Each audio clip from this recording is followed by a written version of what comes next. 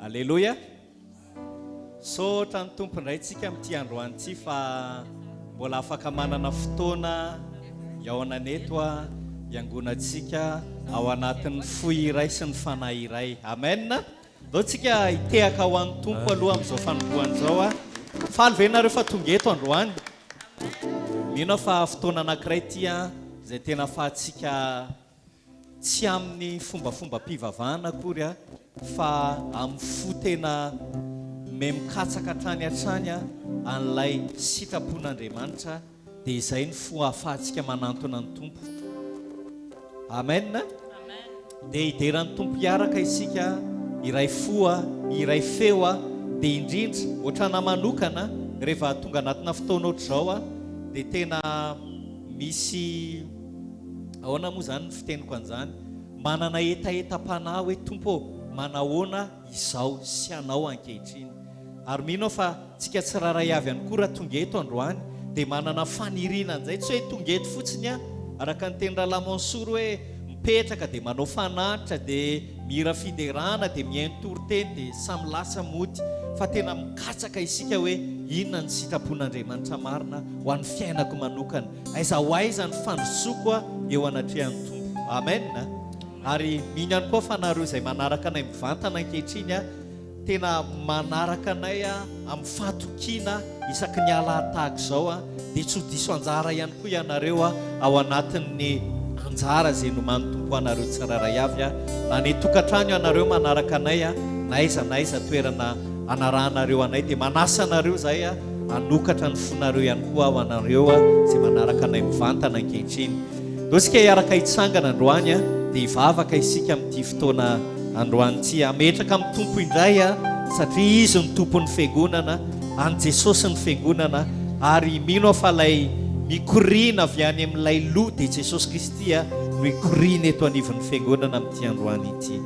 Jesosy eo manome voninahitra anao izahay satria tompon'ny tompo ianao mpanjaka ny mpanjaka ianao nasandratra ambony indrindra ianao Andriamanitra napetraka eo an-tanakavanan'Andriamanitra ray ary mendrika anao zany toerana izany Andriamanitra zany mahatonga anay mankalaza anao amin'ity maraina ity feno fankalazana anao aty anaty lalon'ny fonay ary meteza ianao Jesosy eo amin'ity androany ity anapaka feno hitarika indray ny tsiraray avy eto amin'ity toerana ity Andriamanitra tsy ny ety anoloana ihany tompo fa na izay mipetraka manatrika an'izao fotoan'izao nareo izay manaraka mivantana ihany koa aza tompo dia atsapa ny fanatrehanao Andriamanitra ary indrindra tompo tsy atsapa ohatrany hoe anatina fomba mpivavahana fa tena isy fiakenanao any anatin'ny fon'izy ireo isy tahotra anao isy haja anao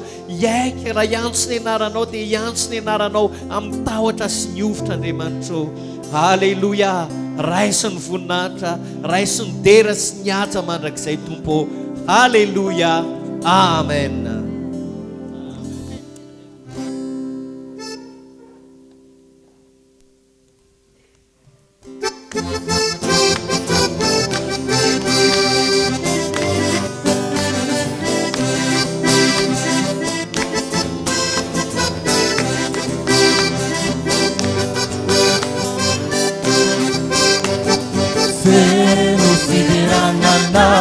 Zarirayo misachanawe Nuni suasese Sana tapina wana Fel fiderana na Felu fiderana na Zarirayo misachanawe Nuni suasese Sana tapina wana misachanawe Sauce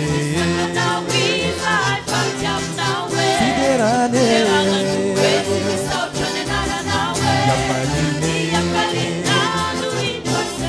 Kam socha nawe Enire kam sauce Fiderane Yapaline Socha now Dora tsika tiaka ho an'ny tompo sany androany Hallelujah.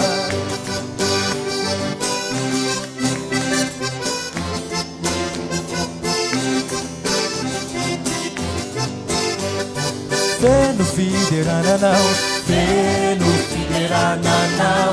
Isaridayo misacha nawe. Nuri sua sese, sana papinawana misacha nawe. Elire kamsauche, fiderane, yapaline. Come such a now, Elire kamsauche, fiderane, yapaline. Come such a now, Iranayo. Come such a now, Iranayo. Come such a now, Iranayo.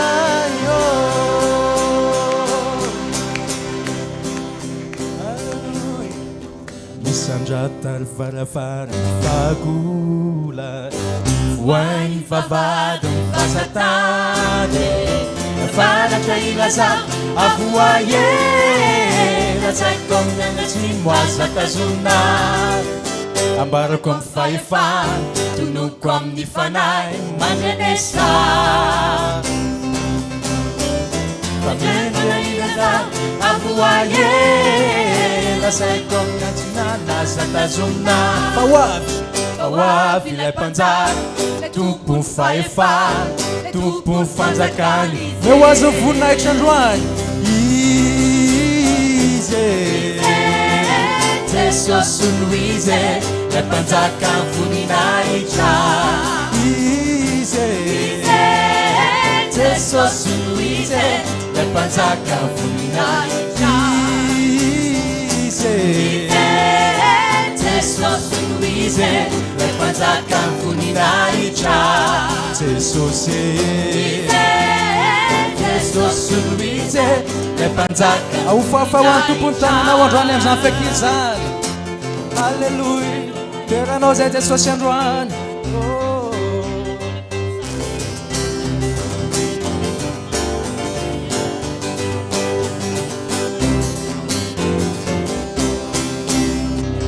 Isanjatar varavara vagula Voay vavado vatatane Andriamanitra tany sipona hoe Ambony ranomasina nanaovany azy Aletsika hiakatra Hiakatra tendrombohitra masina Famendrika an'Andriamanitra ny Fiderana tsara lavitra ny mendrika azy Fa izy ilay mpanjaka Tompony fahefany Tompony fanjakany izy Asandrato izy Jesosy Louise Lay mpanjaka voninahitra Jesosy Louise Lay mpanjaka voninahitra Jesosy Louise Lay mpanjaka voninahitra Jesosy Louise Lay mpanjaka voninahitra Alleluia Nareo vera lasana bavy misy atakalinareo ny fiderana an'Andriamanitra Teneny ao akaikinao hoe tsisy atakaliko ny fiderana an'Andriamanitra fa aleko ny ay Amen na Ataontsika izay zany androany fiderana ny Tompo ihany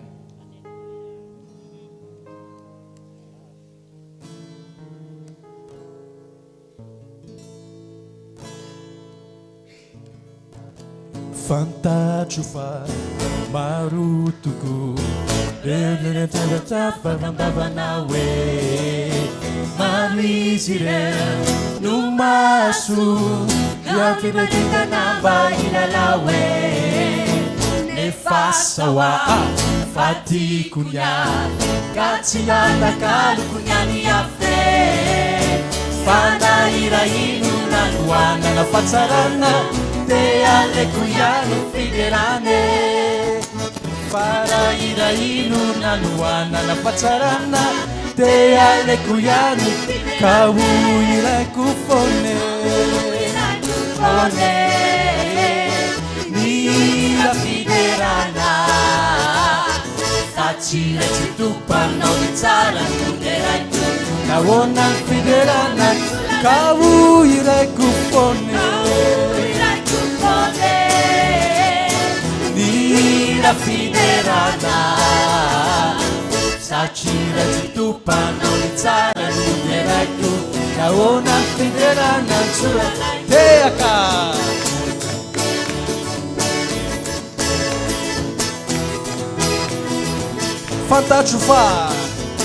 fantatro fa maro tokoa rehina tsaratsafakambavana hoe maro izy ireo no maso natoetonanamba ilala hoe nefa sawa fatikunya fatsi atakalokonyany afe fadairahino nanoana na fatsarana dia aleko ihany fiderane fadairahino nanoana na fatsarana dia aleko ihany fa ho ilaiko fone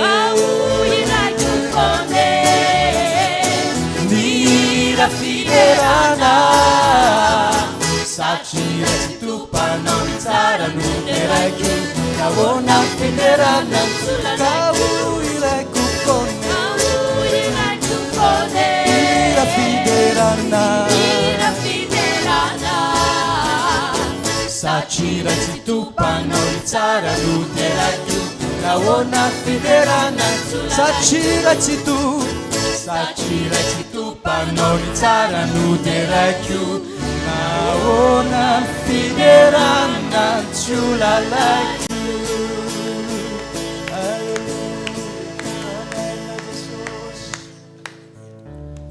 sandoko tompo zay koa tompo dia firononao mba tena hoe ame voninahitranao jesosy anandratranao jesosy hiteranao jesosy dia noho izany zay jesosy tia hampiasa ny tenanay mivatanay molotray jesosy amin'ny zavatra vavatena tia hanokana izany jesosy androano fiderananao jesosy felompideranao anao jesosy zay felompiderananao jesosy ho fanahinay androany misotranao jesosy fa mbola manatrika anay eto ihany ianao androany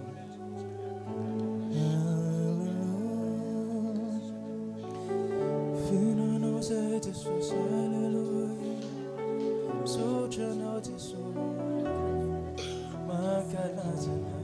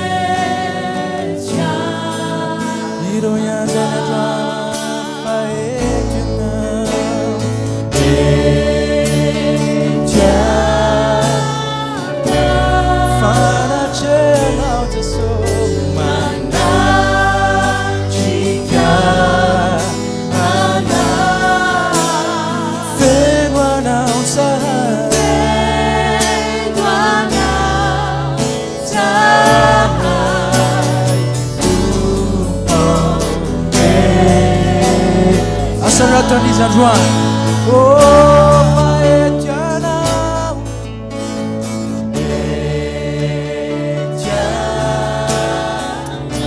mihoatra ny amin'ny fagnatrianao to.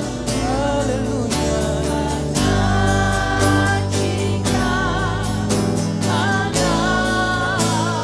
Feno anao zahay.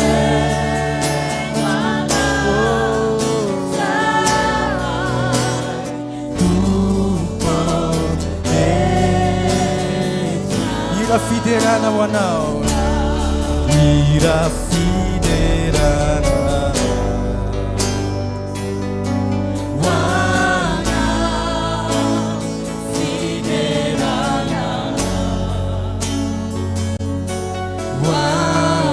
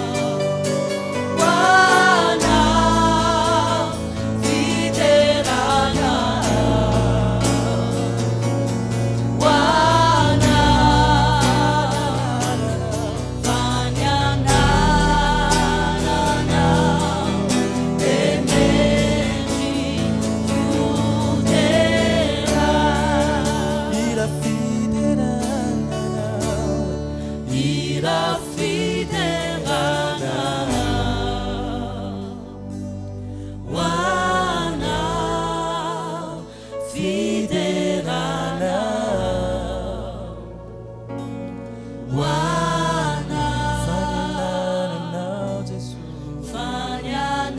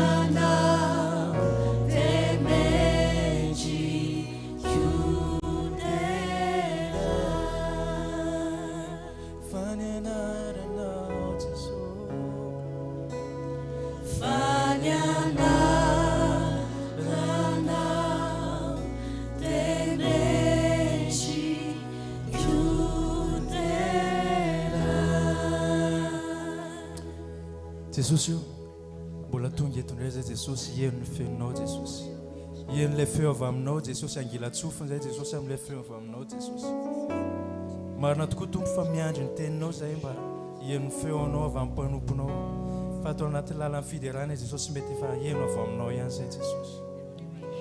Alleluia misaotra anao Jesosy mankalaza anao.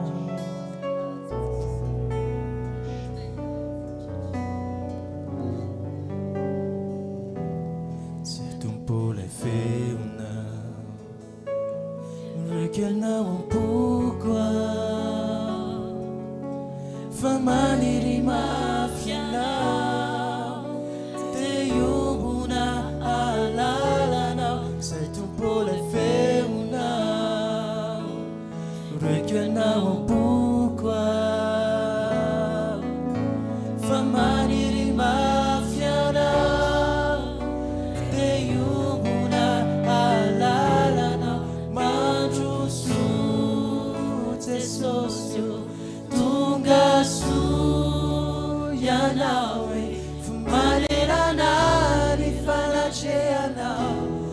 maniry ny fo dia hitoeranao kasy hoao Jesosy fa manantenanao hoe fafarany izay ilaiko sy tiako ny ho anilana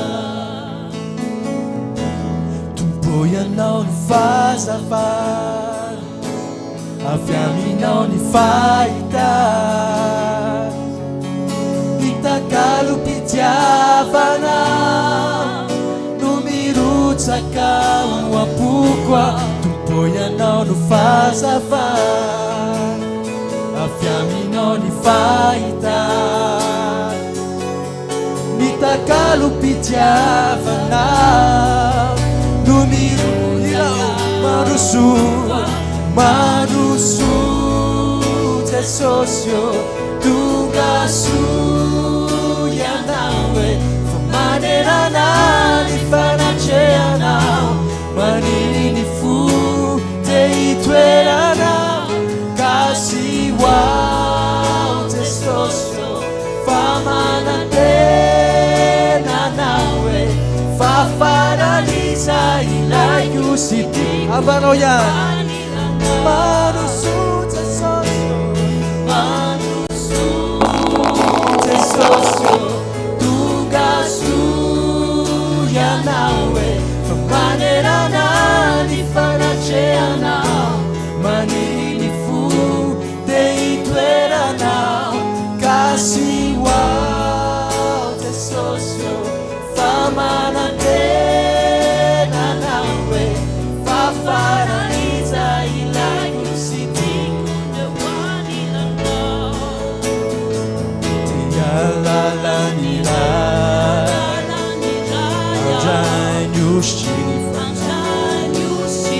Jesosy izarazara izay mombamombanao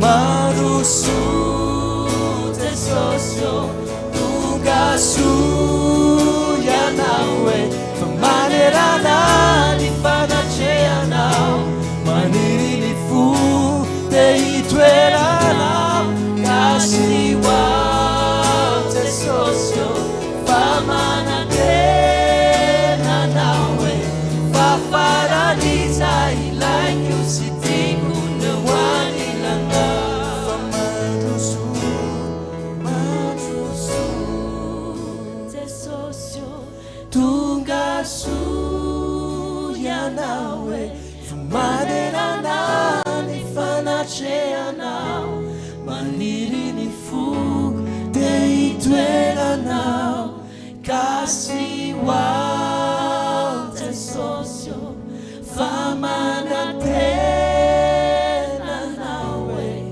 fafarany izay ilaiko sy tiako ny ho anilana fafarany izay ilaiko sy tiako ny ho anilana fafarany izay ilaiko sy tiako ny ho anilana sotranao Jesosy misy an'ity hira anankiray ity izay manambara izy hoe ny anaran'i Jesosy ilay anarana maherindrindra ny anaran'i Jesosy ilay afaka manasitrana ny anaran'i Jesosy ny afaka mandrava manda rehetra eo amin'ny fiainanao dia andaontsika mety hoe vaovao ilay hira fa ianarantsika za mba ahafahantsika hiteran'ny tompo androany amen na andaontsika ritsanginy nandratra ny tanantsika ho fiderana azy androany lazao mafy Jesosy ny atendrombohitra eny andalambe sy ao anaty aizina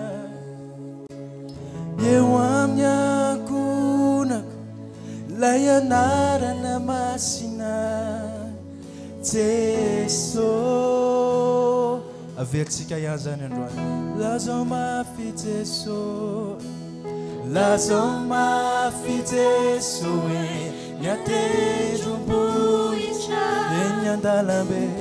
eny andalambe sia ho anaty azy eo amin'ny ankonako lay anarana masina Jeso anaramaye lay manasitrana lay fiainana mandrava maty mitondra hazavany eo amin'ny fiainanao afomando averitsika ihany zany androany anarana mahery lay manasitrana lay fiainana mandrava mitondra hazavany afomando lazao mafy Jeso lazao mafy Jeso eny atendrombohitra eny andalambe sia ho anaty eo amin'ny ankonako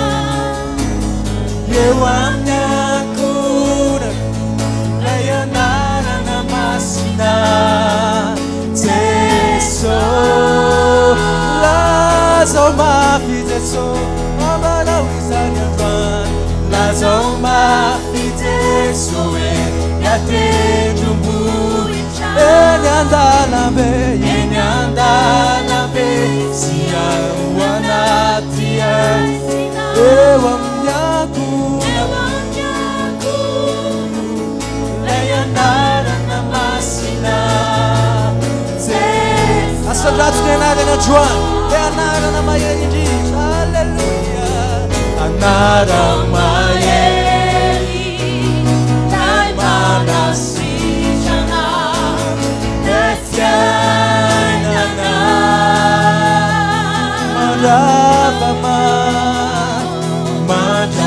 mandravamana mitondra hazavany afomando anarana mahery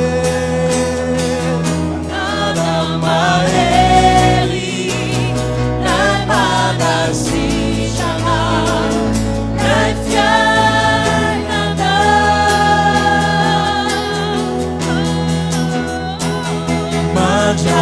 mandravamana mitondra hazavany afomando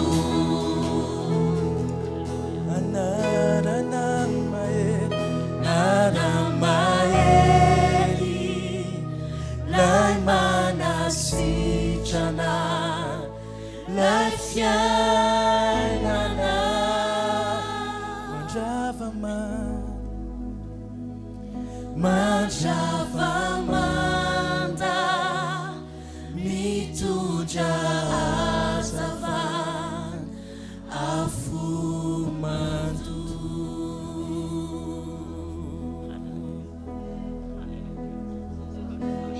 lehibe ny tompo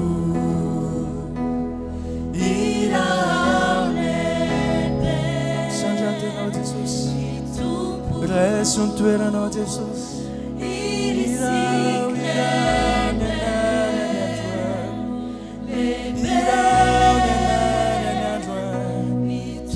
oh alleluia alleluia lehibe ianao Jesosy lehibe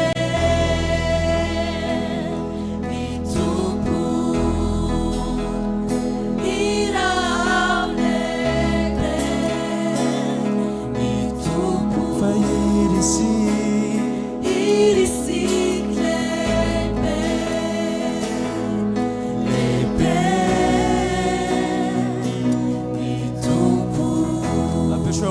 fiangiana ny Androany lay anarana viny anarana viny mendrikany de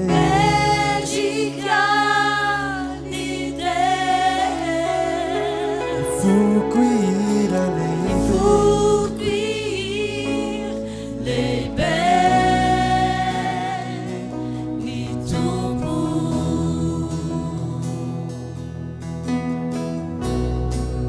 lebe ni tumbu ira lebe ni tumbu irisi lebe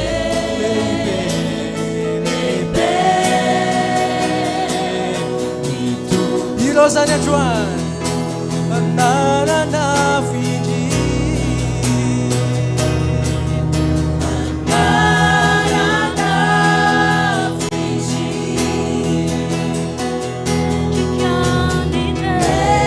chikani ni fukwi lebe ni tumbu anarana vini anarana vini medicani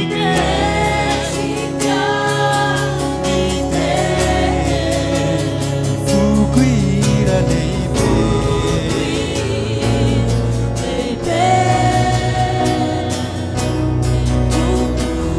lidera não isairai lidera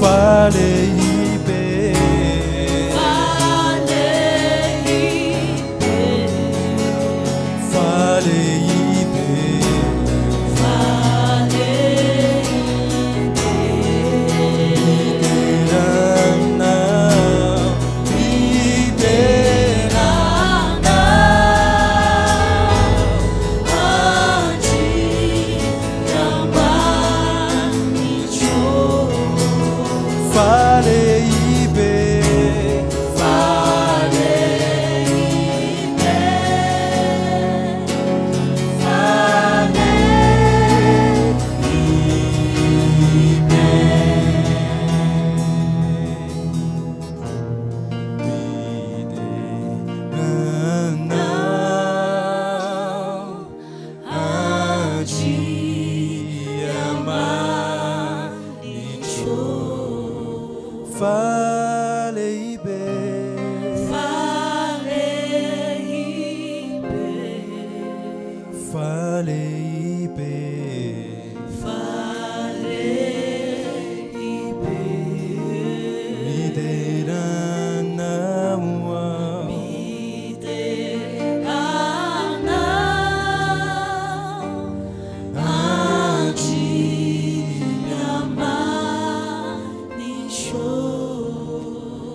falei bem falei bem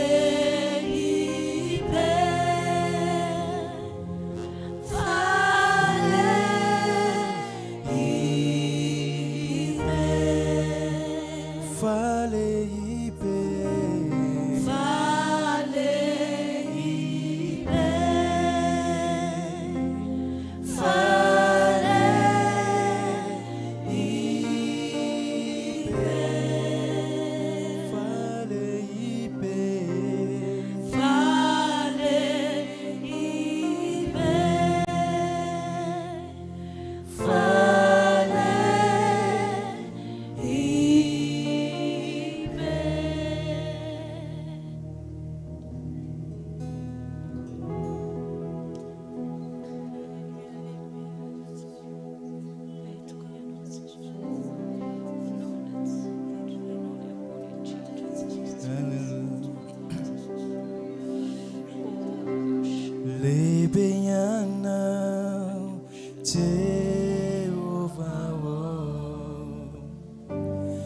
takatry ny saina ny herinao eniky ny voninahitsao sao rehetr'izao eritsia irefesina ny falebiazanao lehibe ianao Jehovah oh tsy takatry ny sainay fievitrao eniky ny voninahitsao sao rehetr'izao enitsia irefesina ny falebiazanao ny lanitra seza fiandriananao ny tany fitoera tongotra izao rehetra hita izao te any ny teninao nanaovanao izany ny lanitra seza fiandriananao ny tany fitoera tongotra izao rehetra hita izao te ary ny tananao nanaovanao izany lehibe ianao Jehovah tsy takatry ny herinao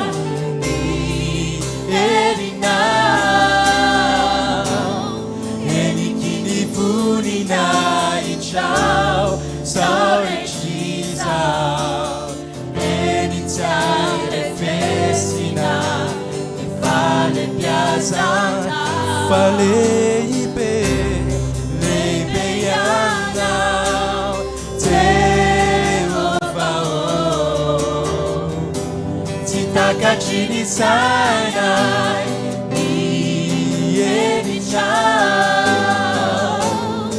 eniky ny voninahitsao sao rehetr'izao enitsia irefesina ny lanitra seza fiandriananao ny tany fitoera tongotra izao rehetra hita izao te ary ny teninao nanaovanao izany ny lanitra seza fiandriananao ny tany fitoera tongotra izao rehetra hita izao te ary ny tananao nanaovanao izany ilatsika faran'izany androany ny lanitra seza fiandriananao ny tany fitoera tongotra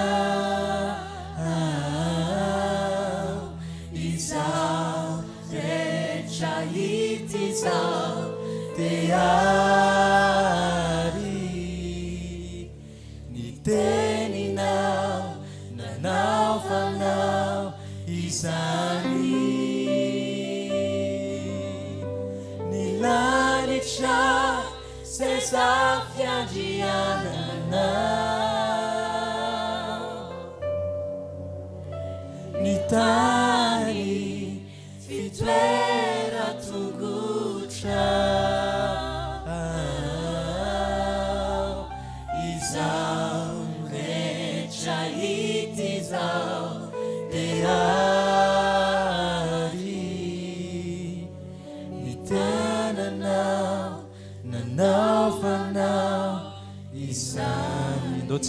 moa fo an'ilay tompony tompo sy mpanjaka amin'ny mpanjaka androany ny fiderana azy.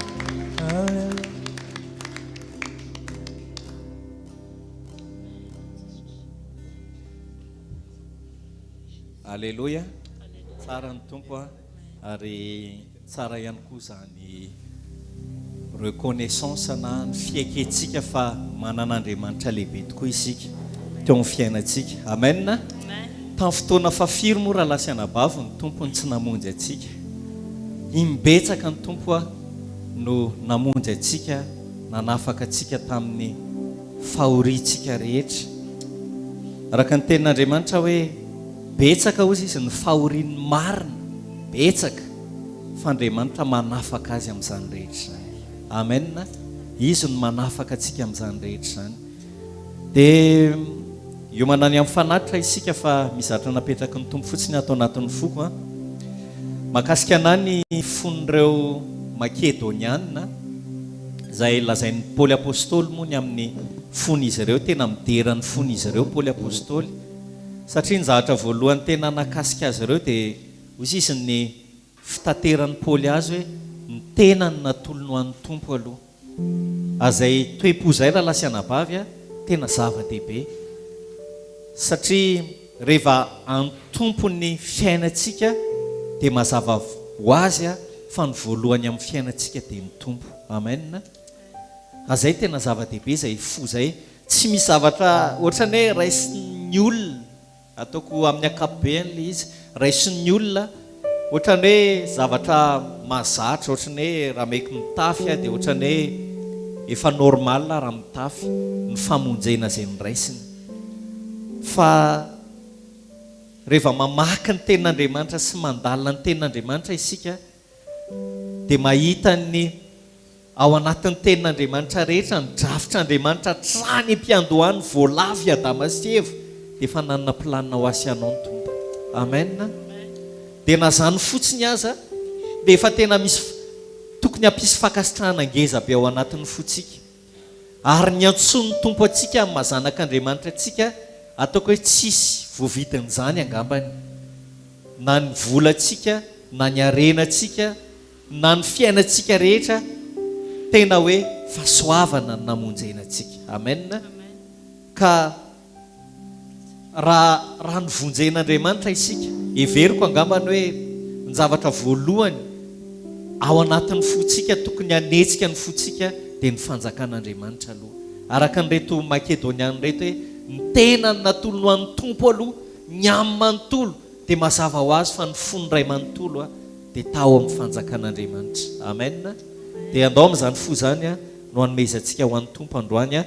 Anao hiram-pifaliantsika, andao ataontsika mihitsy le hira hoe hifaly aho fa novonjeny Jesosy, tia Jesosy ka namela ny eloko. Dia ampifaliana no hanomezantsika ho an'ny tompo androany. Alleluia.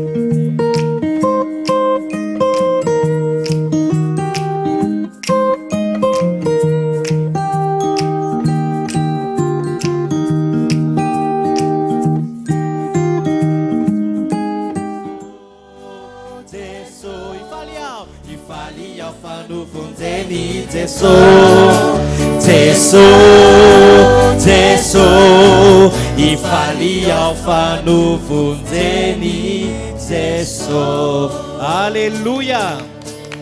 Amen.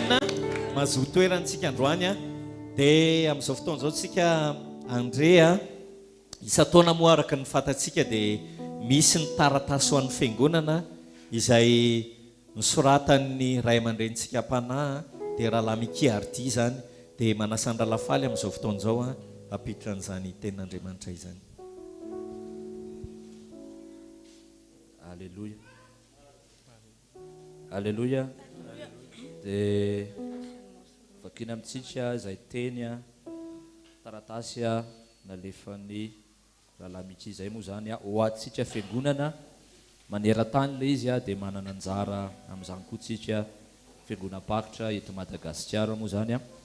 Dia ry rahalahy sy anabavy a malala ao amin'ny Kristy, raiso a ny fiarabana amin'ny kafanam-po avy amiko a amin'ny anara mahafinaritra izay an' Jesosy. Rehefa mandinika ny taon-dasa isika dia tsy afaka afa-tsy ny joro vavolombelona ny fahasoavana sy ny fahatokian'i Jesosy tamintsika. Na voatay a ara-panahy na ara-nofo isika, na koa nandalo fitsapana totsy fahasarotana na niatrika fanenjehana, dia fantatsika fa izo ny tahiry sy nanohana atsika. No zany rehetra zany dia feno fankasitrahana lalina azy isika. Azo antoka fa tsy afabela tamin'ireo fanamby maro ny fiangonantsika nandritra ny taona maro ny fandimby. Tany amin'ny farapara amin'ny taona 70 a dia tafiditra tao anatin'ny hetsika karismatika izahay, izay nifantoka tamin'ny afatra ny fanambinana. No ny fahasoavana nefa dia nanokatra ny masonay ny tompo. Ary ny fanapahan-kevitray hiala amin'ny fampianarana io a dia nanamarika fihodinana izay nifanohitra tamin'izay nitoriana tany amin'ny fiangonana maro tamin'izany fotoana izany. Dia nanomboka nanambara tao am-ponay ny afatry ny azo fijaliana ho an'ny kristianina ny tompo. Rehefa nandray an'izany fahamarinana izany izahay dia nisedra tsy fahankazahoana sy fanoherana, ka tonga hatramin'ny fiampangana ho mitory fampianaran-diso mihitsy azy. Na zany aza no ny fahasoavany dia nomen'Andriamanitra fahafahana hitombo ara-panahy izahay, vao maika ny amin'ny mafy ny fanirianay alalan'i Kristy lamindalina kokoa sy toetra ao amin'ny fahamarinany. Fantatro fa anao zany rehetra, anao zay rehetra azo ny ataony fahavalo mba hanakorontanana atsika amin'ny mampino atsika ary amafy fisafotofotoana.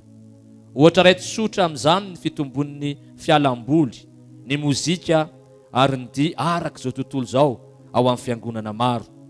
Miaraka amin'izay rehetra entiny zany, mila miambina ary mitandrina tsara izay ambaran'ny fanahy masina amin'ny fiangonana isika, ka hijoro tsara amin'ny fanahy ny filazantsara marina. Tamin'ity taona ity dia fankahirezana lehibe ho antsika ihany koa nahafahantsika nanatanteraka hetsika ho an'ireo tsy mino tamin'ny fizarana ny afatry ny famonjena sy ny fanasitranana, fa ihany koa amin'ireo fivoriana tokana ho an'ny mpitandrina iraka izay hotohizanay ampifaliana hatrany. Tena voatato koa isika, satria anisan'ny fiangonana iray izay mampikisika atsika mandrakariva andeha amin'ny fitiavana, ny fahasoavana, ny fahafahana, ny fahamarinana ary ny fahamasinana an' Jesosy aneny voninahitra rehetra ary ho azy irery ihany. Misaotra anareo amin'ny fanohanana pahatokiana sy ny vavaka ataonareo miaraka amin'ireo olona rehetra, dia n'olo tena mandrakariva izahay hikarakara anareo sy hizara ny filazantsara marina amin'izao andro farana izao. Feno teny fikasana sy fanantenana ity taona ity, vaovao ity. Maro dia maro ny antony tokony hitokisana an'Andriamanitra. Izao sodray vatoka dia mampita ny fitiavanay rehetra ho anareo amin'ny Kristy Miky. Tsika tiaka mafy ny tompo ny amin'izay afatra zay.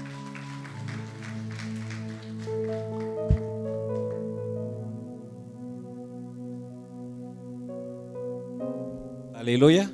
Saotra ny tompontsika ny amin'izay teny izay hoe zana fisenetsy moa izay amin'ny heriny dia afaka mamaky an'izay tsika rehetrarehetra, satria zava-dehibe ny fahafahantsika mandrea, ny taridalana, fankasitrahana sy ny matsiaro ihany koa ny zava-bita rehetra nandritra ny taona iny izay tena tokony hakasitrahantsika fiangonana ny tompo izany. Amen.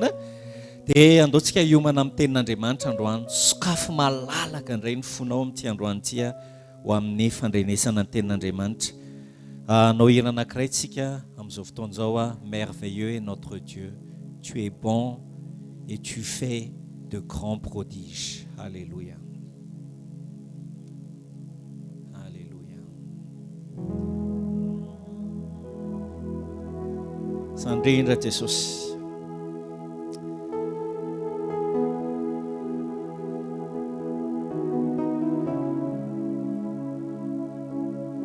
Tsisy lehibe noho ianao tompo. Alléluia. Saint est le Seigneur. Saint est le Seigneur. La création déclare ta gloire, digne d'être loué. Nous adorons ta majesté. Saint est le Seigneur, Saint est le Seigneur. La création déclare ta gloire, digne d'être loué. Nous adorons ta main. Merveilleux est notre Dieu, oui, merveilleux est notre Dieu. Tu es bon et tu fais de grands prodiges. Nous élevons ton nom si grand, prosterné nous t'a. Lorsqu'il y a la kaitsangana tilasan, Saint est le Seigneur, Saint est le Seigneur. La création déclare ta gloire. Alléluia. Alléluia. Digne d'être loué, nous adorons ta majesté. Alléluia. Majesté, merveilleux. Alléluia. Et notre Dieu, tu es bon et tu fais de grands prodiges. Nous élevons ton nom si grand, prosterné nous t'adorons. Yarkairan san faran ici, merveilleux. Oh, et notre Dieu, tu es bon et tu fais de grands prodiges. Nous élevons ton nom si grand, prosterné nous t'adorons. Prosterné, nous t'adorons. Prosterné, prosterné, nous t'adorons.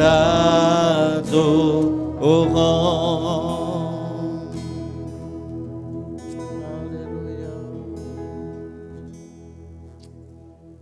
Alléluia, Seigneur. Oui, nous sommes là pour t'adorer, Seigneur. En tubo et semba yankua kamno. Notre vie, Seigneur, est une offrande devant toi. Arfiana ne le fanat chayoana chiano.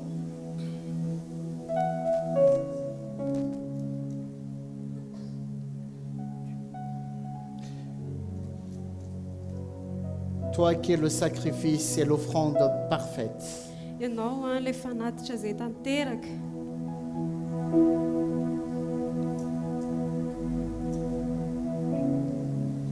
Tu t'es offert en sacrifice sur l'autel de la croix.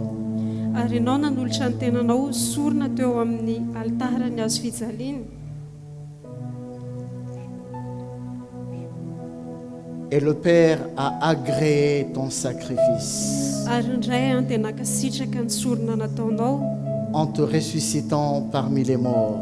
tamin'ny nanangahanany ianao tamin'ny maty. Tu es Seigneur, le sacrifice parfait. Ianao ny tompo a ilay sorona izay tanteraka, C'est toi Seigneur qui nous a appris ary ianao no nampianatra anay tompo à offrir notre corps mba hanolotra ny tenanay ihany koa et notre être entier sy amin'ny mahizy anay rehetra tel un sacrifice vivant, saint et agréable à Dieu. ho tonga fanatitra velona masina araka ny sitrahan'Andriamanitra. Nous t'avons apporté nos louanges et notre adoration Efa nitondra ny fiderana sy ny fiankofana teo anatrika anao izahay, et tu nous donnes libre accès dans ta présence. ary ianao dia tena manome fafana tanteraka anay eo amin'ny fanatrehanao. Nous pouvons venir devant ta face, Afaka tonga eo anatrehanao izahay, nous placer devant ton trône de gloire mitoetra eo anatrehan'ny sans pour autant fiandrianana masina, sans pour autant nous sentir condamnés ni accusés.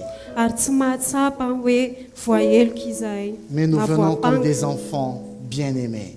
fa tena hoe tahaka ny zanaka malala T'es racheté, Seigneur. izay efa nivoavidinao tompo. Seigneur, nous voulons tendre notre oreille Ary tena te hanongilana ny sofinay izahay vers toi, Seigneur. any aminao tompo, Et nous voulons être touchés par ton esprit ary te ho kasihan'ny fanahinao izahay qui se meut dans ton église. izay eto eo anivon'ny Car fiangonana, nous savons que tu marches au milieu des 7 chandeliers d'or, satria fantatray amin'ny fa mandeha eo anivon'ny fitoeran-jiro fito ianao, c'est-à-dire dans ton église. izany hoe eo amin'ny Tu es fiangonanao, au milieu de nous, Seigneur, eo anivonay ianao tompo, et nous voulons te donner toute la gloire, dia tianay averina aminao ny voninahitra car rehetra, tu es digne. satria mendrika anao izany. Merci, Seigneur. Misaotra tompo, Merci, Jésus. misaotra Jesosy, Alléluia. alleluia, Merci, Seigneur. misaotra tompo. Amen. Nous pouvons prendre place. Amen. Afaka mahazo toerantsika.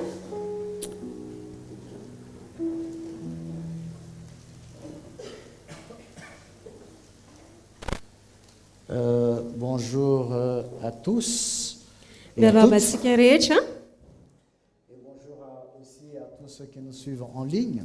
Dia miarahaba ihany koa ho andreo izay manaraka mivantana. Amen. Amen.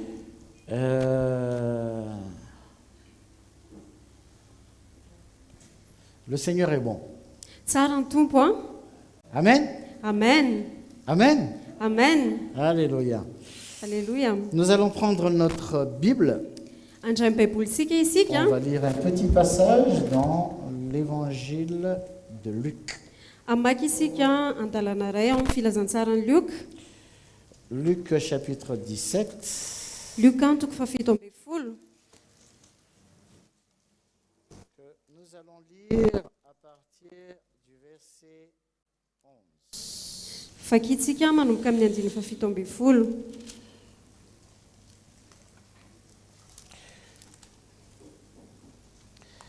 C'est pas dans l'Ancien Testament l'évangile de Luc. Hein?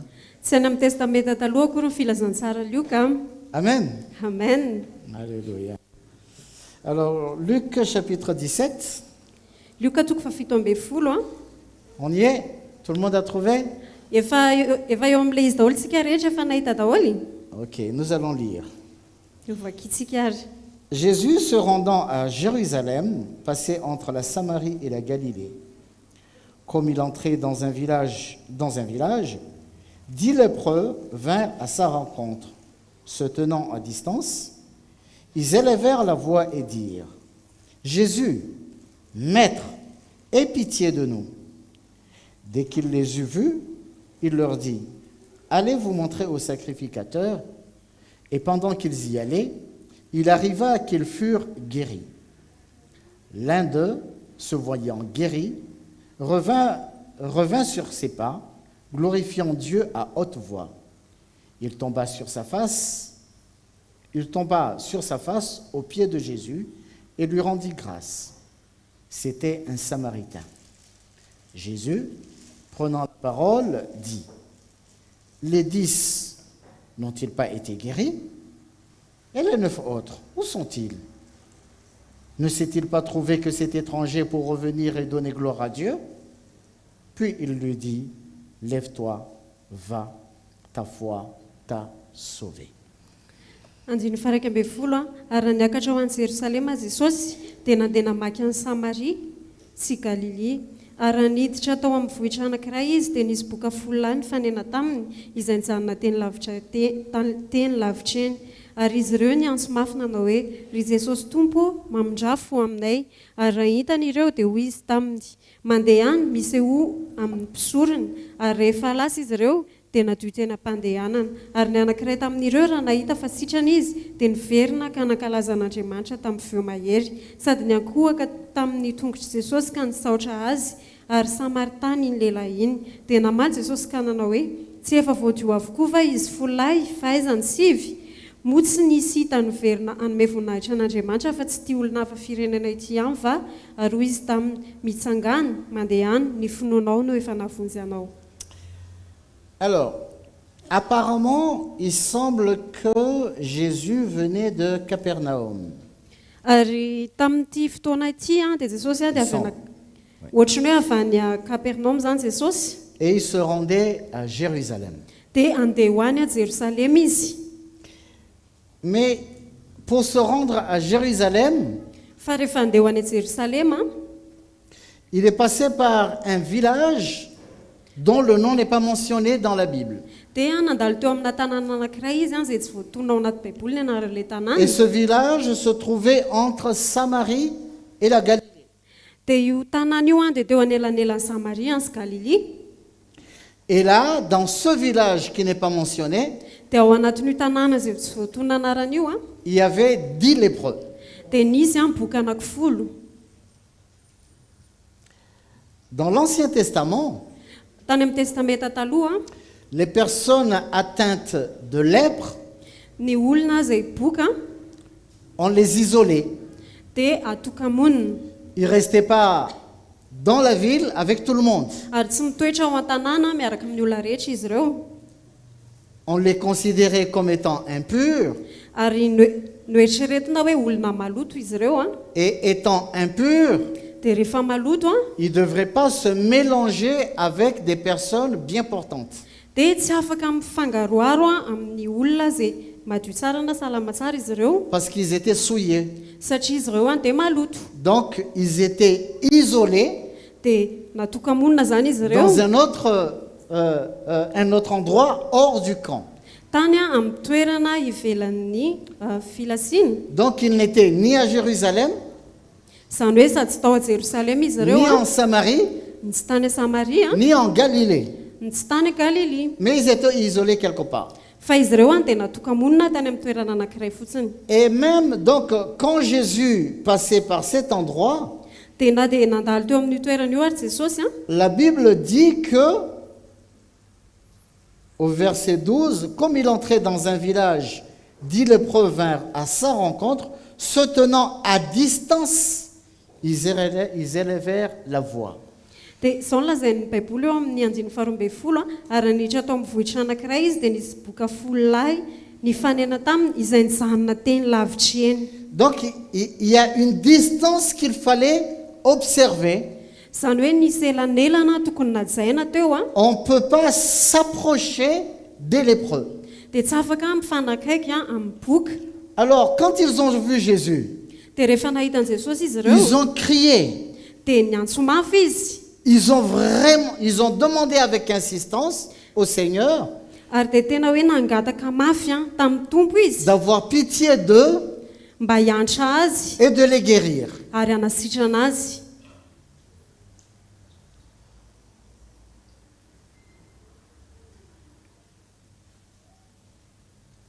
Le péché, c'est la lèpre la plus pire qui puisse exister. Ary ny fahotana dia fahabokana izay tena ratsy indrindra. Le péché, c'est comme la lèpre. Ary ny fahotana dia tahaka ny fahabokana Et pire encore. ary ratsy noho izany ary. Parce que maintenant, la lèpre, elle peut se soigner. Satria amin'izao fotoana izao dia efa afaka tsaboana ny fahabokana et on peut guérir de la lèpre. dia afaka sitrany ianao a raboka. Mais nous voyons ici que les lépreux étaient isolés. Fa hitantsika eto a hoe natokamonina reo boka zany, Ils ne pouvaient pas être à l'intérieur du camp, ary tsy afaka mitoetra ao anatin'ny toerana filasiana izy, là où il y avait le peuple de Dieu. teo amin'izy a andro vahoaka an'Andriamanitra. Les lépreux étaient isolés. Ary ny boka dia natokamonina. Comme le péché aussi nous éloigne de Dieu. Tahaka ny fahotana izay manalavitra antsika amin'Andriamanitra. Nous ne pouvons pas avoir une relation avec Dieu Ary tsy quand afaka nous vivons dans le péché. ary tsy afaka manana fifandraisana amin'Andriamanitra isika rehefa miaina anatina fahotana. Le péché nous sépare de Dieu. Ary ny fahotana dia manasaraka antsika Le amin'Andriamanitra. péché nous éloigne de Dieu. Ny fahotana dia manalavitra antsika an'Andriamanitra.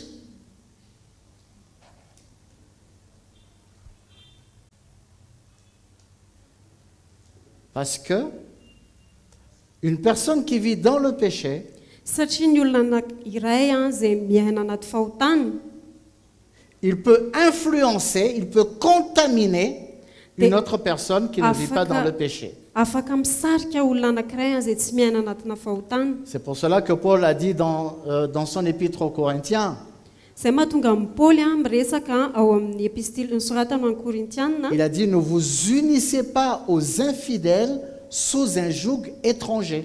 Hoe aza miray zioga amin'ny tsy mino ianareo, Parce qu'il y a pas de relation entre le pécheur et l'enfant de Dieu. satria dia tsy misy ifandraisany amin'ny mpanota sy ny zanak'Andriamanitra. Il ne peut pas y avoir de relation entre la lumière et les ténèbres. Ary tsy misy afaka ifandraisan'ny fahazavana sy ny aizina. Donc il faut qu'il y ait une séparation Dia zany hoe tokony misy fisarahana ao avec le péché amin'ny à fahotana. partir du moment où nous devenons des enfants de Dieu. Manomboka amin'ny fotoana tsika tonga zanak'Andriamanitra. Donc, les 10 lépreux ici, Dia le boka folo lahy teto ils ont vraiment supplié le Seigneur.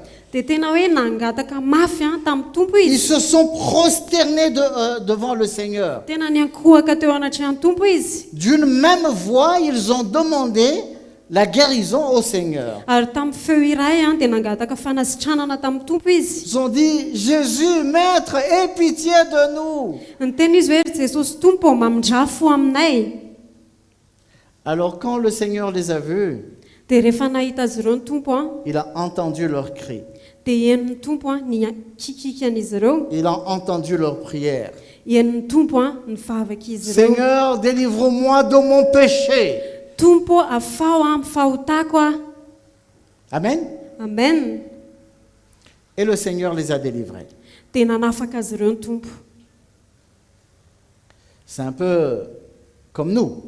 Dia tahaka antsika ihany Jadis, nous vivions dans le péché. tsika fahiny dia niaina tanaty Nous étions fahotana. des pécheurs. Mpanota isika. Le Seigneur est venu vers nous. Dia tonga tamintsika ny tompo Il nous a délivrés. dia nanafaka antsika Il izy. nous a libérés. Dia nanafaka antsika izy. Il n'y a pas que le péché. Tsy tamin'ny fahotana ihany Parfois, nous traversons toutes sortes de situations misy fotoantsika mandalo toejavatra isan-karazany qui nous lient, izay mamatotra antsika. des problèmes, Olana,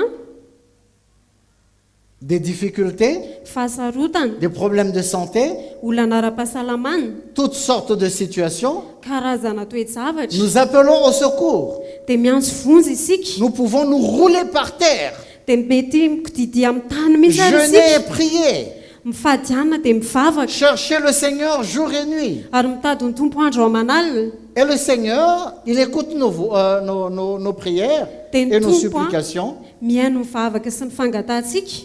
et il vient nous délivrer. Dia tonga izy manafaka antsika. Amen. Amen. Mais quelle est notre attitude après? Fa ohatrany ahoana ny toetrantsika ao aorianan'izay. Et quelle a été l'attitude de ces 10 lépreux? Ary nanahoana ny toepony reto boka folo lahy reto. Ils ont été guéris, non? Sitran'izy ireo sa tsy zany? Amen. Amen. Voyons le verset 15 et 16.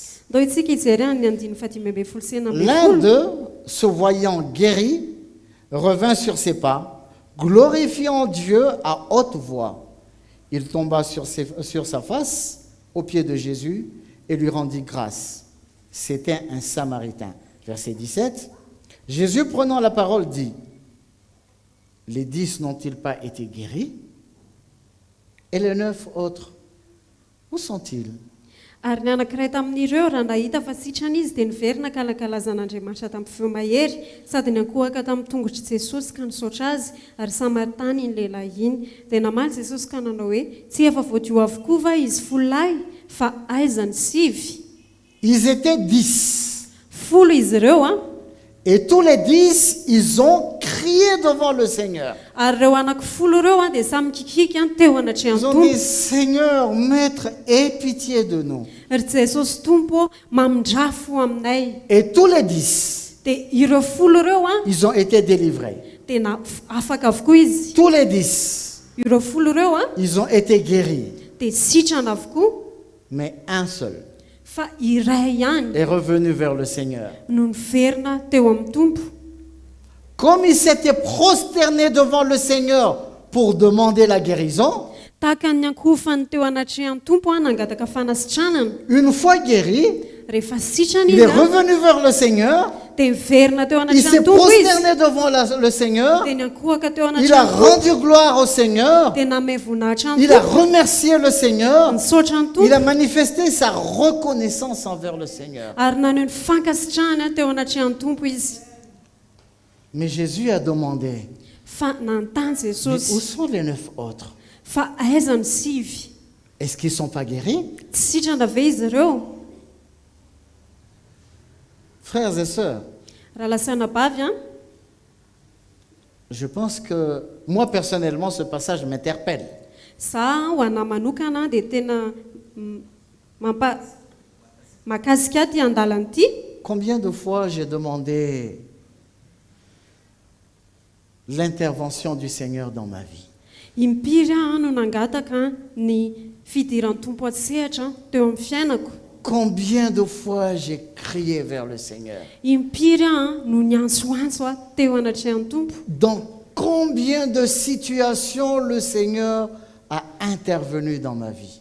Ary tena tanatina toe-javatra be dia be a ny Tompo a no niditra an-tsehatra teo amin'ny fiainako. Et quelle a été mon attitude après?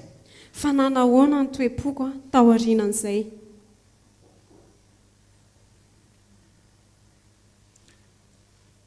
Combien de fois nous prions vers le Seigneur Impiry moa isika no mikikika na miantsoantso amin'ny Tompo dans nos problèmes, eo amin'ny olantsika, dans nos maladies, eo amin'ny aretintsika, dans nos besoins. eo amin'izay ilaintsika. Quelqu'un peut me dire combien de fois il a crié vers le Seigneur? Misy afaka miteny amiko ve hoe impiry izy no niantsoantso teo anatrehan'ny Tompo? Non. Tsy a. Personne ne peut dire combien de fois il a crié vers le Seigneur. Tsisy afaka miteny hoe impiry izy a no niantsoantso teo anatrehan'ny Tompo. Et personne ne peut dire combien de fois le Seigneur a intervenu dans sa vie. Ary tsisy afaka miteny hoe impiry ny Tompo a no niditra an-tsehatra teo amin'ny fiainana a, tsy misy. Les bienfaits du Seigneur sont innombrables. Ary ny zavatra tsara nataon'ny Tompo a dia tsy voaisa, tsy voatanisa. Mais est-ce que notre reconnaissance aussi envers le Seigneur, est-ce que c'est vraiment d'une manière innombrable? Ary ny fankasitrantsika ny Tompo koa ve a dia tsy voatanisa. Je ne suis là pour jeter la pierre à personne. Ary tsy eto hoe tora-bato an'izaniza akory, Parce que la première personne qui est concernée dans cette situation, c'est moi. satria ny olona voalohany a voakasika ity toe-javatra ity a dia izaho. Mais gloire au Seigneur pour sa parole, Fa voninahitra ho an'ny Tompo a ny amin'ny teniny qui peut nous interpeller, izay mikasika antsika nous ouvrir les yeux ary manokatra ny masosika pour voir et comprendre notre condition, mba ahafahantsika mahita sy mahatakatra ny toerana izay misy atsika, pour savoir qui nous sommes mba ahafantarantsika hoe iza moa isika devant le Seigneur. eo anatrehan'ny Tompo, Quelle est notre attitude? ary manao ahoana ny toetra atsika eo anatrehan'ny Tompo. Pourquoi le Seigneur a demandé les 10 ne sont-ils pas guéris? Dia fananina ny Tompo nanontany hoe ngatsy tsy voadio avokoa Pourquoi il a demandé? Pourquoi c'est un seul qui est revenu? Fa manina izy nantany hoe manina ny iray ihany no niveriny? Parce que la logique veut que Satria raha ny tokony ho izy tous les 10 viennent rendre gloire au Seigneur. dia tokony niverina name voninahitra ny tompo le anankifolo. Ce n'est pas que le Seigneur nous oblige de le rendre gloire. Ary ny tompo akory tsy manery antsika hoe hanome voninahitra azy Mais je pense que la moindre des choses, fa zaho mieritreritra hoe ny zavatra kely indrindra c'est que nous avons besoin d'être reconnaissants. izay azontsika atao dia hoe mila mankasitraka isika. Quelle est notre attitude lorsque nous donnons quelque chose à un enfant, un biscuit, un jouet, ainsi de suite? Ohatrany ahoana ny toepontsika rehefa manome zavatra na zaza anankiray tsika manome biscuit na vatomamy Nous réclamons quelque chose, non? dia mangataka zavatra tsika sa tsy izany? Qu'est-ce qu'on dit? Dia ina ny tenenina? Hein? C'est comme ça comment on dit aux enfants. Ohatran'izay no ataontsika amin'ny zanakitsika. Mais Dieu ne nous dit pas ça. Qu'est-ce qu'on dit? Non. Fa Andriamanitra tsy miteny antsika hoe ina ny tenenina.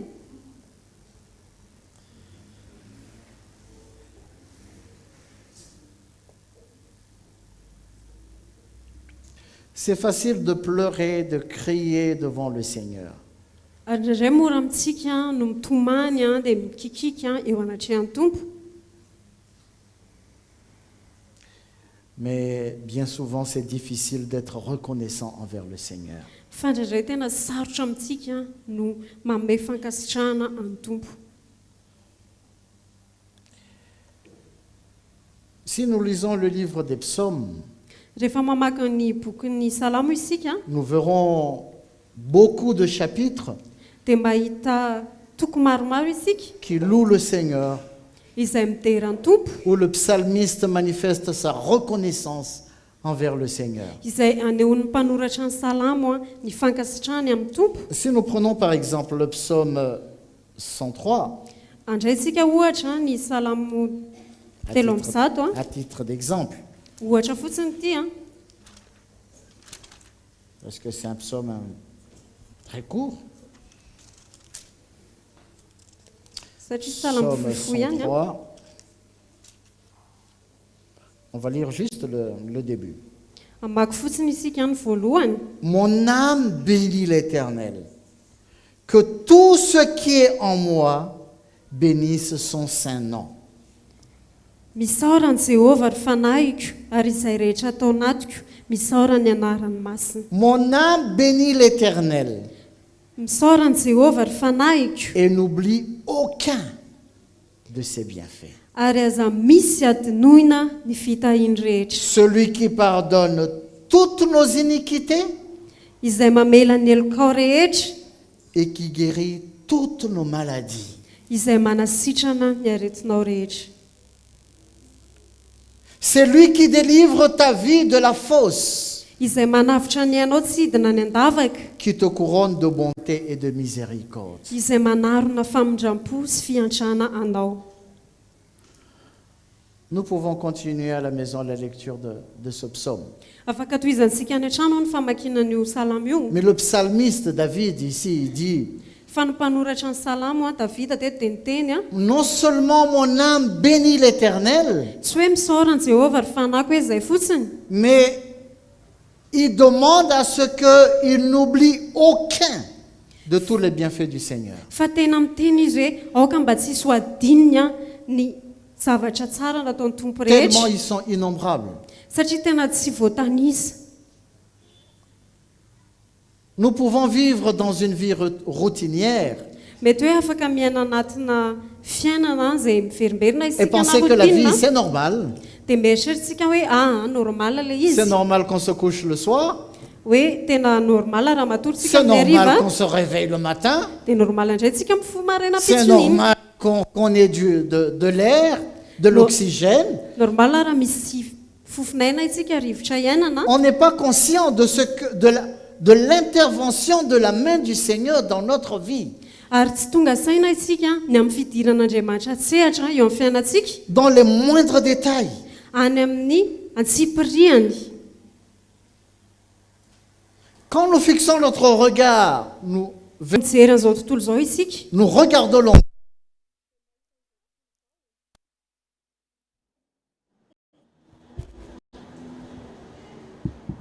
nous ne pouvons que nous plaindre. Dia tsy menomenona foana ny afaka ataontsika mitaraina. Le monde est sous pression Ary izao tontolo izao dia misy tsindry mahazo azy ireo. et quand nous focalisons notre regard sur les pressions du monde, Ary tsika rehefa mibanjina ny tsindry izay misy eny amin'izao tontolo izao on devient aveugle aux choses spirituelles. dia lasa jamba isika amin'ny zavatra ara-panahy. On ne voit pas ce que le Seigneur fait dans notre vie Ary tsy hitantsika ny zavatra ataon'ny tompo eo amin'ny fiainantsika. parce que nos yeux sont virés vers le monde. Satria masontsika dia mivily any amin'izao tontolo izao. Nous nous mettons dans la chorale du monde, nous chantons comme le monde. Dia miditra ao amin'ny antokopiran'izao tontolo izao tsika dia mihira tahaka an'izao tontolo izao. C'est-à-dire nous murmurons comme le monde. Dia zany hoe momona tahaka an'izao tontolo izao C'est isika. un peu ce qui est arrivé aux enfants d'Israël. Dia ohatran'izay notranga tamin'ny zanak'Israely. Ils ont regardé dans le monde, Mijery an'izao tontolo izao izy ils ont vu ireo. ce que fait le monde. Dia hitan'izy ireo ny fomba Le fanaovana monde izao avait des rois nanana mpanjaka ny et eux aussi voulaient avoir un roi. dia izy ireo koa dia te hanana mpanjaka. Quand on regarde vers le monde, Ary rehefa mijery eny amin'izao tontolo izao on va isika parler le langage du monde. dia lasa hiteny amin'ny fomba fitenin'izao tontolo izao. Je ne parle pas de termes expression, Ary za koa tsy miresaka hoe fomba fiteny mais je parle d'une attitude. fa miresaka toe-po. On ne voit pas la beauté et la bonté du Seigneur. Ary tsika tsy mahita ny On ne fahatsaran'Andriamanitra. voit pas les merveilles du Seigneur. Tsy hitantsika ny fahatsaran'Andriamanitra. On ne voit pas ce que fait le Seigneur, Tsy hitantsika ny zavatra ataon'ny tompo. mais on voit ce que ne fait pas le Seigneur. Fa ny zavatra hitantsika dia izay tsy ataon'ny tompo. Et on murmure, Dia momonina isika. on se plaint. Dia mitaraina isika. Lorsque nous nous plaignons, Fa rehefa mitaraina isika c'est que nous nous mettons à critiquer le Seigneur. dia lasa ohatrany hoe mitsikeran'ny tompo isika. Nous manquons de reconnaissance envers le Seigneur. Ary tsy misy fankasitrahana ny tompo ao anatsika. Cela se passe au moment où nous nous arrêtons de regarder le Seigneur Ary mitrangy zany rehefa mitsahatra tsy mijery tsy mibanjina ny tompo et nous isika. regardons le monde. Ka mijery an'izao tontolo Mais izao. lorsque nous nous tournons vers le Seigneur, Fa rehefa mitodika any amin'ny tompo isika nous nous tournons vers la croix, dia mibanjina ny azo fijaliana. nous voyons d'où nous étions. Dia hitantsika hoe taiza moa isika. Nous voyons l'amour du Seigneur, Dia hitantsika ny fitiavan'ny tompo que c'est par amour pour toi et moi hoe noho ny fitiavana ay any sy anao qu'il a supporté toutes les souffrances, noho ny lanjany any fahoriana qu'il a rehetra. supporté l'ignominie, la honte, Ny lanjany any ny fahafambaraka il a supporté la mort noho ny tondrany any à fahafatesana cause de nos péchés, noho ny amin'ny fahotatsika. parce qu'il m'aime, Satria antiny parce qu'il t'aime. satria antiny ianao Il a tout payé, dia nandoa vidiny il a rehetra tout izy. fait, Nataony ny il zavatra a tout rehetra donné. nomeny ny zavatra rehetra. L'épître de Paul aux Romains Ary ny epistily ny soatan'ny Paolo any Romanina dit que si Dieu a donné son Fils dia niteny hoe raha Andriamanitra nameny pour zanany toi et moi, ho aiso anao ne nous a-t-il pas tout donné avec lui? dia tsy efa nomeny antsika niaraka taminy va ny zavatra rehetra. Qu'est-ce qu'il ne nous a pas donné Ary ina moa ny tsy nomeny atsika en nous donnant son Fils? rehefa nameny zanany. Donc lorsque nous regardons la croix, dia zany hoe rehefa mijery ny azo fijaliana nous voyons le cœur de Dieu. dia hitantsika ny fon'Andriamanitra. Il est mort pour nous. Maty ho antsika izy. Il est mort pour toi et moi. Maty ho aiso anao izy. La croix, Ary ny azo fijaliana c'est la plus belle et la merveilleuse déclaration d'amour qui puisse exister. dia fitoriana fitiavana izay tsara indrindra na porofom-pitiavana tsara indrindra. Dieu a tant aimé le monde Andriamanitra dia tia an'izao tontolo qu'il a izao donné son Fils, dia nomeny ny zanalahy afin que quiconque croit, mba izay rehetra mino azy quiconque c'est qui? ary iza moa izay rehetra mino azy zay C'est toi et moi. zay izao sy anao izy. Afin que toi et moi, mba ahafahako sy ahafahanao nous ne périssons pas, tsy ho very nous n'allions pas en enfer, ary tsy ho any amin'ny elo mais que nous ayons la vie éternelle. fa hanana fiainana mandrakizay. Si chaque jour, Ary raha isan'andro nous regardons cette croix, mibanjina an'io azo fijaliana io isika seulement ça, zay fotsiny nous aurons toujours de quoi remercier le Seigneur. dia manana antony foana isika isaorana ny tompo Sans compter toutes les petites choses que nous ne pouvons pas compter qu'il C'est- fait pour notre vie. izay dans mbola tsy notre vie. tanisaintsika raha ny zavatra kely be dia be izay tsy voatanisy ataon'ny tompo a eo amin'ny fiainantsika Nous avons quitté nos maisons ce matin. ny ala tany an-trantsika tamin'ny maraina Normal. dia ohatrany hoe normal amintsika zany hoe tonga aty am-piangonana normal C'est normal que j'ai pu quitter ma maison et venir à l'église. C'est normal. tena normal be hoe ny ala tany an-trano a dia tonga aty am-piangonana Il y a des gens qui ont quitté leur maison ce matin fa nisy nefa ny ala tany an-trano et tamin'ny qui se maraina trouvent sur un lit d'hôpital. dia any amin'ny hôpitaly izy amin'izao fotoana Il y a izao des gens qui ont quitté leur maison ce matin nisy olona ny ala tany an-tranony tamin'ny maraina et ils ont rencontré la mort. dia nandalo fahafatesana izy ireo Et ils ne savaient pas qu'ils allaient rencontrer la mort. ary tsy fantatra izy ireo hoe andalo fahafatesana Ils ne izy. savaient pas qu'ils allaient avoir un accident. ary tsy fantany hoe isy loza mpiarakodia azo azy na loza azo azy. Vous voyez, c'est un petit exemple. ohatra kely fotsiny izay lazaiko izay Mais il y a énormément de choses fa misy zavatra be dia be qui se passent dans la vie izay mitranga eo amin'ny que nous fiainana avons tendance à les oublier. izay adinosika ilay izy matetika On devient aveugle, dia lasa jamba isika aveugle de ce que le Seigneur fait. jamba any amin'ny zavatra izay nataon'ny tompo Pourquoi? satria Parce que manina nos yeux sont virés vers le monde. satria masontsika dia mivily any amin'izao tontolo Nous izao regardons le monde mijery an'izao tontolo izao isika et ses convoitises sy ny filan'izao tontolo izao et nous pensons comme le monde. dia lasa mieritreritra tahaka an'izao tontolo Nous izao oublions ce que le Seigneur est en train de faire dans notre vie. dia adinosika ny zavatra ataon'ny tompo a eo amin'ny À fiainantsika chaque seconde, isa-tsegondra il ne dort. ary izy a dia tsy matorina ary Il indremana s'intéresse particulièrement à toi et à moi. fa izy dia tena liana ny amiko a sy ny aminao Il nous protège. miaro atsika izy Amen. amen Si nous fixons notre regard sur le Seigneur, ary raha ohatra tsika ka mibanjina ny tompo a je pense que nous n'aurons aucune raison de nous plaindre. dia mino hoe tsy hanana antony itsika himononmononana Car nous savons que notre Rédempteur règne. satria fantatsika hoe le manjaka ny mpanavitra atsika Nous savons que notre Père est assis sur son trône. ary fantatsika hoe mitoetra eo amin'ny seza fiandrianany a raitsika Nous savons que celui qui contrôle tout, qui a le pouvoir sur tout, il s'occupe de toi et de moi. ary fantatsika hoe ilay mifehany zavatra rehetra ilay mikarakara ny zavatra rehetra no mikarakara aya sy andao Et les pressions du monde, ary ny tsindry izay omeny izao tontolo izao a ça ne nous stresse pas. dia tsy mampiasa saina atsika On est déstressé tena hoe milamina isika parce que nous avons notre regard fixé sur la croix. satria tsika dia fijeritsika dia mibanjina ny azo fijaliana Amen. amen Lorsque nous regardons vers le monde, ary rehefa mijery an'izao tontolo izao isika je disais, nous sommes tentés à penser comme le monde. dia araka ny lazaiko teo indraindray tsika azo mpanahy hieritreritra tahaka an'izao tontolo izao À parler comme le monde, hiteny a tahaka an'izao tontolo izao à agir comme le monde. hihetsika tahaka an'izao tontolo izao Pire encore, ary ratsy kokoa à ary prier comme le monde. hivavaka tahaka an'izao tontolo Nos izao prières sont centrées sur nous, ary sur nos besoins. mivavakantsika dia miodina eo amintsika sy ny zavatra ilayntsika ihany Ce dont nous avons besoin. izay ilayntsika Je ne dis pas qu'on ne doit pas prier pour nos besoins, za akory tsy miteny hoe tsy tokony hivavaka zantsika ny amin'ny zavatra ilayntsika mais faisons un examen rapide des prières que nous fa ndao itsika andinika ny vavaka izay ataontsika tsirairay avy lorsque nous prions. rehefa mivavaka isika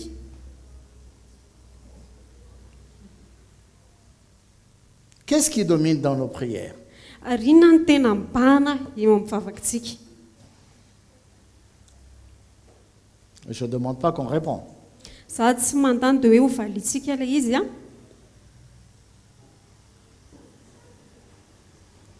Je ne sais pas.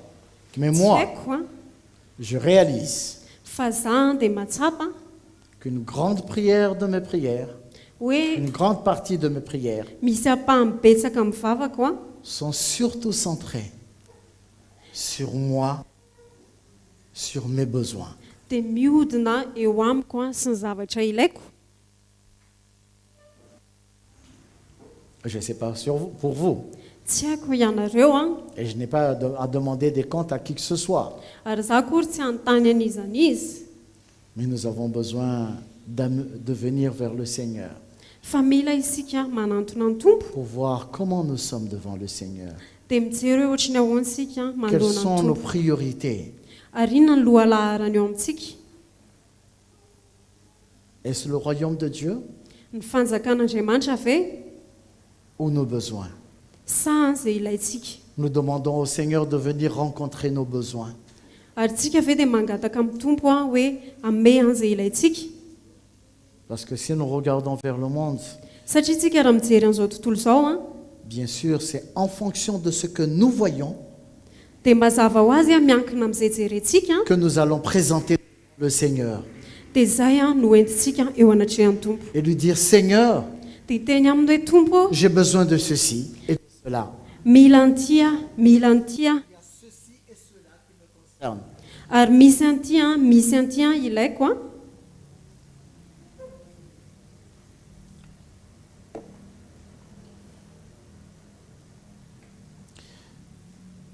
On peut venir devant le Seigneur Ary mety afaka tonga eo anatrehan'ny tompo isika pour faire la manche, mba anatsotra tanana mendier. angataka. C'est quoi un mendiant? Ary inona moa ny atao hoe mpangataka? C'est quelqu'un qui n'a rien Olona ray a izay tsy manana ninina et qui fait la manche.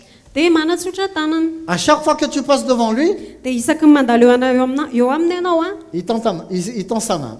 dia manatsotra ny tanana izy. Ça peut paraître aussi comme ça. Dia mety hoe ohatran'izay ihany koa Si l'objet de nos prières raha ohatra ka ny antom-bavakantsika consiste à demander au Seigneur, dia hoe mangataka amin'ny tompo fotsiny.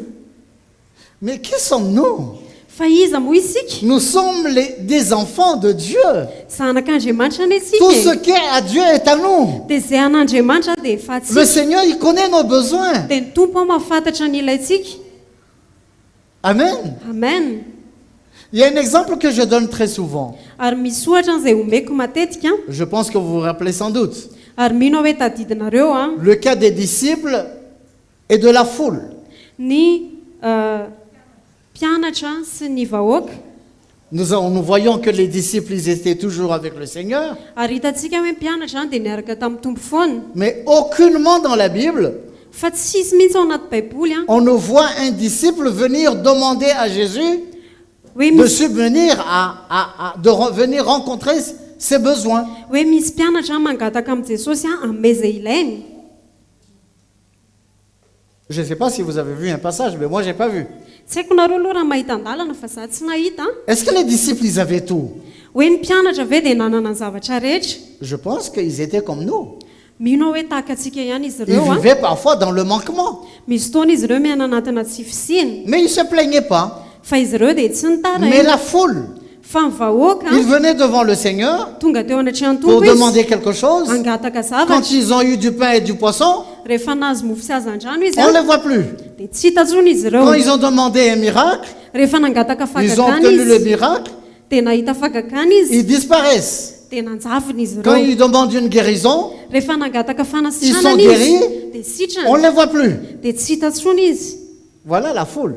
Dia izay ny vahoaka.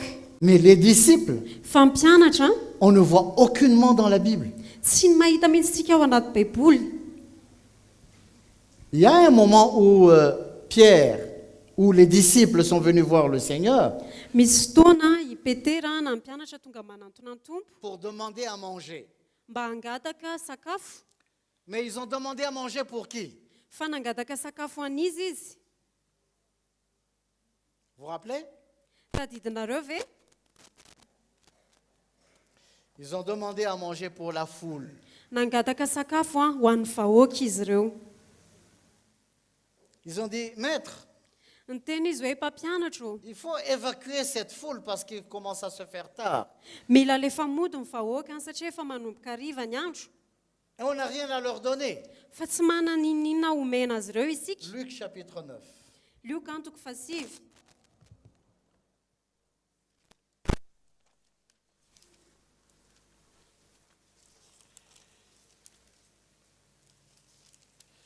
Luc chapitre 9 et le verset 12 et 13. Lioka antoko fasivy a andiny faharoa amby folo sy fahatelo amby folo. Comme le jour commençait à baisser, les douze s'approchèrent et lui dirent, renvoie la foule afin qu'elle aille dans les villages et dans les campagnes des environs pour se loger et pour trouver des vivres, car nous sommes ici dans un lieu désert. Jésus leur dit, donnez-leur vous-même à manger. Mais ils répondirent, nous n'avons que 5 pains et 2 poissons, à moins que nous n'allions nous-mêmes acheter des vivres pour ce peuple. Ary noho ny efa hariva ny andro dia nanantona ny 12 lahy ka nanao taminy hoe raha vao ny vahoaka mba hakanesana eny amin'ny vohitra manodidina sy any an-tsaha andry sy hitady hanina fa ty an-tany foana isika fa hoy izy taminy omenareo hanina izy ary hoy ireo tsy manana mihoatra noho ny mofo 5 sy azan-drano izahay raha tsy handeha hividy hanina ho an'ireo olona rehetra ireo. Ils ont demandé à manger, Nangataka sakafo izy ireo mais pas pour eux, fa tsy ho azy, pas pour leurs besoins. tsy ho an'izay ilaina Ils ont demandé pour les autres. fa nangataka izy ho an'ny hafa. Mais à part ça, Fa ankoatran'izay je ne vois pas un autre passage tsy mahita andalana où les hafa disciples font part de leurs besoins au Seigneur. hoe milaza izay ilainy amin'ny tompo ireo mpianatra ireo. Une fois, la belle-mère de Pierre était malade Nisy taona narary ny rafozam-bavin'i Petera et Jésus était allé faire une réunion de maison. dia Jesosy namonjy fivoriana tany atokantrano Il n'a anankiray. pas demandé de venir guérir la belle-mère de Pierre. Ary tsy nangataka taminy hoe mba tonga hanasitrana rafozam-bavin'i Mais Petera il était venu pour visiter. fa tonga izy hamangy. Et il a vu que la belle-mère de Pierre était malade. Dia hitany hoe narary ny rafozam-bavin'i Petera. On va regarder ce passage dans Matthieu chapitre 8. Hojerentsika izay andalan'izay ao Matthieu toko fahavalo. Matthieu chapitre 8.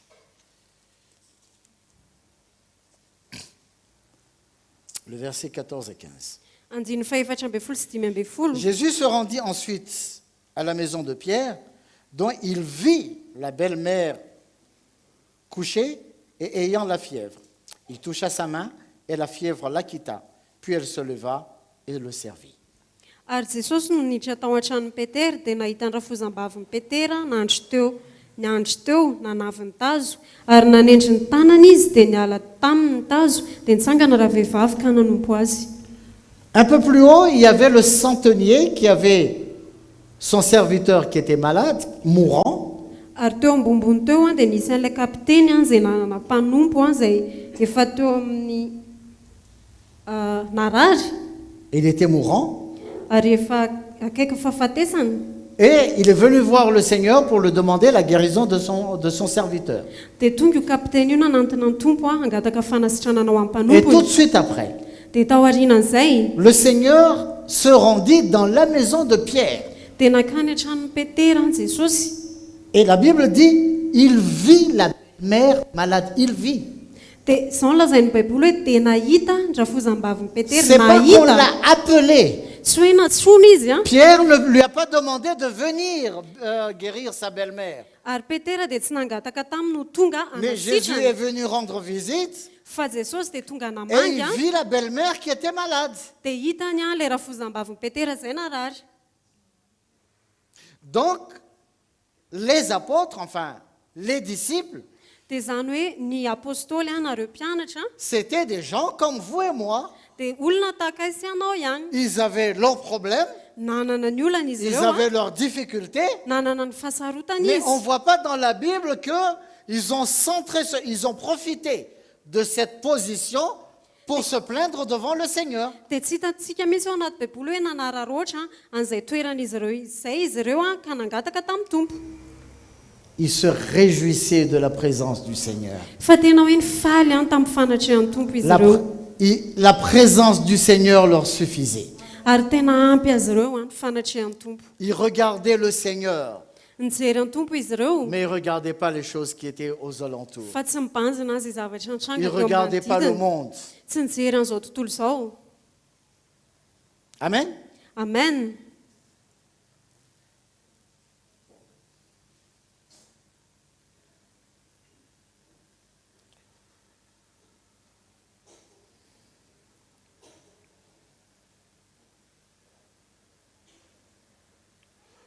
Lorsqu'on regarde vers le monde, Fa isika rehefa mibanjina an'izao tontolo izao on devient aveugle.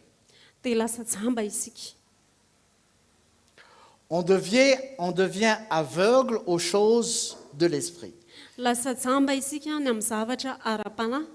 On se met à regarder le monde physique, le monde matériel, Lasa mijery ny zavatra hita maso isika na zavatra ara-materialy et on cherche les choses de ce monde. dia lasa mitady mikatsaka zavatra izao tontolo izao. Et les prières sont orientées vers cette voie-là. Dia ny vavaka dia lasa voasarika any amin'izay lalan'izay. On veut avoir comme le monde. Te hanana tahaka an'izao tontolo izao. Parce que le monde a ceci, Satria an'izao tontolo izao manana an'ity parce que le monde propose cela, satria izao tontolo izao dia manome an'ity et on veut avoir comme un tel ou comme une telle. dia lasa te hanana isika tahaka ny anina na tahaka ny anina. On regarde les choses visibles. Mijery zavatra hita maso isika. Or, la Bible nous dit que les choses visibles sont passagères. Dia nefa ny baiboly miteny antsika hoe mandalo ihany ny zavatra hita maso. Donc, quand on regarde les choses passagères, Rehefa mijery ny zavatra izay mandalo fotsiny isika on perd ce qui est éternel. dia lasa adinisika ilay maharitra mandrakizay. Parce que ce qui est invisible, il est éternel. Satria no tsy hita maso no maharitra mandrakizay. Donc, c'est très important de savoir dans quelle direction est-ce que nous sommes en train de regarder. Dia tena zava-dehibe ny mahafantatra hoe aiza no jeren'ny masontsika. Parce que si nous regardons vers le monde, Satria raha mijery an'izao tontolo izao nous isika allons nous plaindre, dia himonimonna isika, nous allons murmurer himonimonna hitaraina isika, et nous serons ingrats. dia tsy hisaotra isika.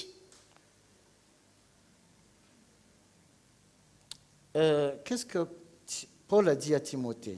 Ary inona lazain'ny Paoly tamin'ny Timoty?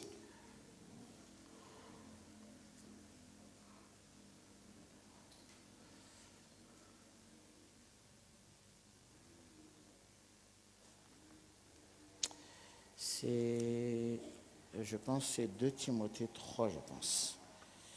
Ao amin'ny Timoty faharoa toko fahatelo.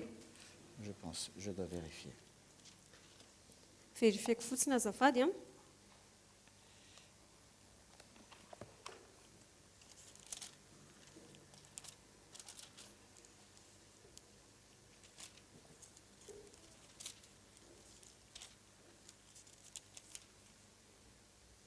Oui.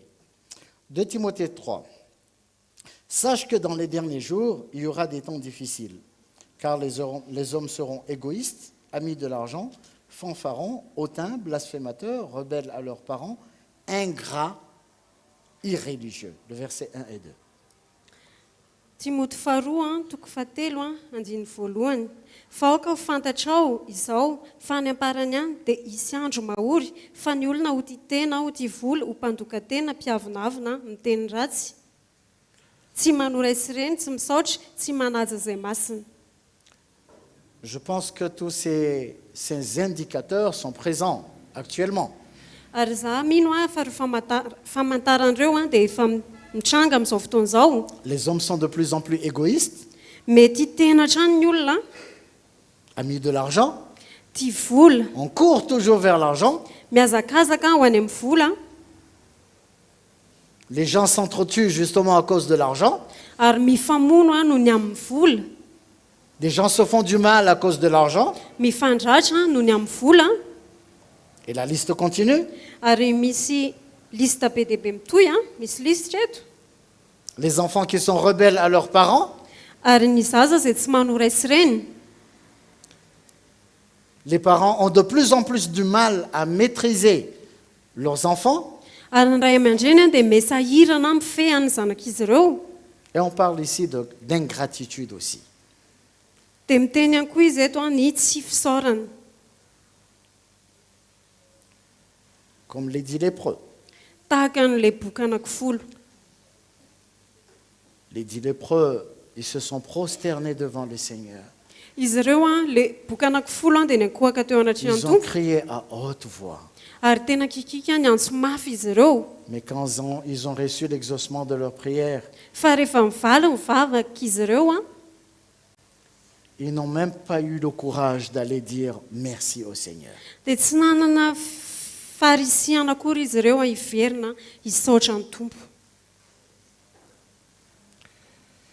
Puisse le Seigneur nous aider Tena hoe ny tompo anay hanampy atsika pour ne pas faire partie de ces personnes ingrates, mba tsy ho tahaka an'ireo olona izay tsy misaotra isika, mais que nous soyons reconnaissants vers le Seigneur fa tena hoe hisy fankasitrahana ny tompo ao amintsika pour toutes choses. amin'ny zavatra rehetra. Nous ne pourrons pas, nous ne pourrons pas acheter un chapelet pour énumérer le nombre de bienfaits que le Seigneur fait dans notre vie. Ary tsika tsy hoe hividy sapile akory any dia hitanisa ny zavatra rehetra izay nataony tompo teo amin'ny fiainantsika, Mais nous pouvons au moins, fa afaka kosa nefa isika en tout temps, amin'ny fotoana rehetra rendre gloire au Seigneur. mamay voninahitra ny tompo. C'est pas que nous avons besoin de dire Seigneur, merci pour la pluie, merci pour le soleil, merci pour le repas, merci pour. C'est pas une religion. Tsy hoe akory hoe misaotra ny amin'ny masoandro, misaotra ny amin'ny orana, misaotra ny amin'ny sakafo, misaotra ny amin'izao, tsy fombafomba C'est un akory, état de cœur, fa tena toe-po, un état de cœur reconnaissant envers le Seigneur. toe-po a mankasitraka ny tompo. Mais c'est pas que le Seigneur pour la moindre chose. Merci pour la respiration que tu me donnes, merci pour le rêve que tu m'as donné la nuit dernière. Non, c'est pas ça. Fa tsy hoe misaotra ny amin'ny fofonaina, misaotra ny amin'ny nofo izay nomenao ahy tamin'ny alina tsy izay, C'est notre état de cœur. fa ny toe-pontsika le izy. Parce que le Seigneur regarde au cœur, Satria ny tompo a dia mijery ny fo, mais pas les paroles qui sortent de notre bouche. Qui fa tsy sortent ny de teny notre a izay bouche. mivoaka amin'ny vavantsika. Ne soyons pas aveugles aux choses de l'esprit. Ary aoka tsika tsy ho jamba amin'ny zavatra ara-panahy,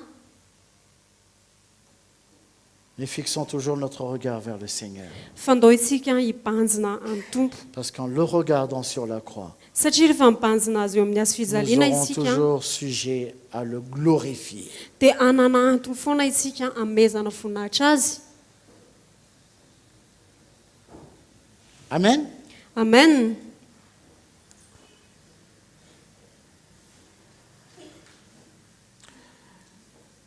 Bien souvent, quand nous avons des problèmes Indraindray isika rehefa manana olana et que nous n'arrivons pas à trouver la solution, dia rehefa tsy mahita vahaolana isika, ou que nous ne voyons pas le bout du tunnel, na tsy hitantsika hoe aiza ny fiavaran'ity tunnel ity, on a tendance à oublier tout ce que le Seigneur a fait dans notre vie. dia lasa manadino isika izay zavatra efa nataony tompo teo amin'ny fiainantsika. Vous savez, les enfants d'Israël, Hitanareo zanak'Israely a, ils ont vu Dieu ouvrir la mer. nahita izy ireo a, nahita an'Andriamanitra nanokatra ranomasina, Et ils ont traversé la mer Rouge ary à izy- sec. ary izy ireo a dia nandeha teo amin'ny ranomasina mena izay maina, Ils sont arrivés dans le désert, dia tonga tany an-tany efitra izy ils ireo n'avaient a, pas à manger, tsy nisy sakafo, il n'y avait pas à boire. tsisy nosotroina, Ils ont oublié le miracle que Dieu avait fait. dia adinony izy ireo amin'ny fahagagana izay nataony tompo, Et ils se sont mis à murmurer. dia nanomboka momonina izy ireo. Combien de grandes choses Dieu a-t-il fait dans notre vie? fa efa firy moa ny zavatra lehibe nataon'Andriamanitra tamin'ny fiainantsika. Combien de miracles Dieu a-t-il fait dans ma vie ou dans ta vie? Ary firy ny fahagagana nataon'Andriamanitra teo amin'ny fiainako sy ny fiainanao. Mais quand il y a un petit manquement, Fa rehefa misy tsy fahampiana kely, Qu'est-ce qu'on fait? kely, inona ny on ataontsika? oublie ce que Dieu avait fait. Adintsika izay efa nataon'Andriamanitra. Comme s'il n'est pas capable de faire la même chose ou plus encore. Ohatrany hoe tsy afaka manao an'izany tsony izy na mihoatra an'izany ary. Or, si nous nous rappelons de ce qu'il a fait dans notre vie, Fa raha mahatsiaro isika ny zavatra nataony teo amin'ny fiainantsika, notre foi grandit. dia ialehibe ny finoantsika. Nous lui faisons de plus en plus confiance. Ary atoky azy bebe kokoa Que isika. comme il nous a délivrés, Hoe tahaka ny efa nanafany antsika, il nous délivrera encore. dia mbola nafaka antsika ihany izy. Parce qu'il n'a pas changé. Satria izy tsy miova. Et nous le glorifierons. Dia ame voninahitra azy Même si isika. on n'a pas eu d'exaucement de prière, Na dia tsy mivaly ary ny nous vavatsika, savons qu'il est au contrôle. Nous dia fantatsika hoe mifehy ny zavatra savons qu'il rehetra izy. qu'il est assis sur son trône. Ary fantatsika hoe mipetraka eo amin'ny seza Nous fiandrianana izy. savons qu'il est capable de tout. Fantatsika hoe mahay ny zavatra rehetra S'il izy. nous exauce, alléluia. Raha ohatra izy ka mamaly vavaka, S'il alleluia. ne nous exauce pas, Raha tsy mamaly izy, gloire à toi Jésus. dia voninahitra ho Car anao nous Jesosy. savons Satria fantatsika Que tout concourt au bien de celui qui aime Dieu. hoe ny zavatra rehetra dia miara-miasa soa izay Les tian'Andriamanitra. choses ne vont pas se passer comme moi je le veux, Ary ny toe-javatra tsy hitranga arak'izay mais tiavako je azy. sais que rien ne lui échappe.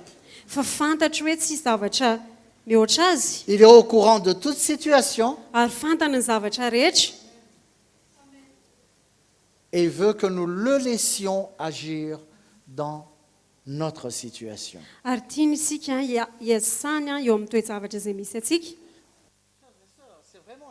C'est spécial que nous avons. Ary tena hoe fahasoavana manokana mihitsy nananantsika ary Parce lasana que bavy. dans toutes nos situations, Satria eo amin'ny toe-javatra misy nous, atsika nous rehetra savons que Dieu Tout-Puissant est avec nous. dia fantatsika hoe Andriamanitra le mahery dia miaraka amintsika. Il s'occupe de notre cas, Ary mikarakara ny amintsika izy. quel que soit notre cas. Ary ninona toe-javatra misy eo Mais les amintsika. gens du monde, Fa ny olona izao tontolo izao ils n'ont aucun espoir, aucune espérance. tsy manana fanantenana izy ireo. Ils ne savent pas où aller ni quoi faire. Tsy fantany hoe aiza ny tokony aleana, inona ny tokony ataony. Voilà pourquoi nous avons de bonnes raisons dans chaque situation Izay ny antony hoe manana antony tsara mihitsy isika isaka ny toe-javatra de rehetra. louer et glorifier le Seigneur. Ny dera sy ame voninahitra ny tompo. Parce que dans toute situation, Satria amin'ny toe-javatra Dieu rehetra prépare toujours un chemin. dia manomana lalana foana ny tompo. Amen. Amen. Dans toute situation, Amin'ny toe-javatra rehetra Dieu prépare un chemin. dia efa manomana lalana Je ne sais pas lequel, Tsy fantatro hoe je ne aiza, sais pas comment, tsy fantatro hoe je ne ohatrany sais pas ahoana, quand, tsy fantatro mais hoe ce que je roviny. sais, Fa ny c'est fantatro que Dieu il a un chemin. Andriamanitra dia manana lalana. Voilà pourquoi nous devons vraiment glorifier le Seigneur. Dia izay tena antony lehibe hoe hanomezantsika voninahitra ny tompo Placer toute notre confiance en lui, ary mametraka ny fahatokitsika car rehetra il est eo aminy fidèle satria mahatoky et il izy n'a pas changé. ary tsy niova izy. Amen. Amen.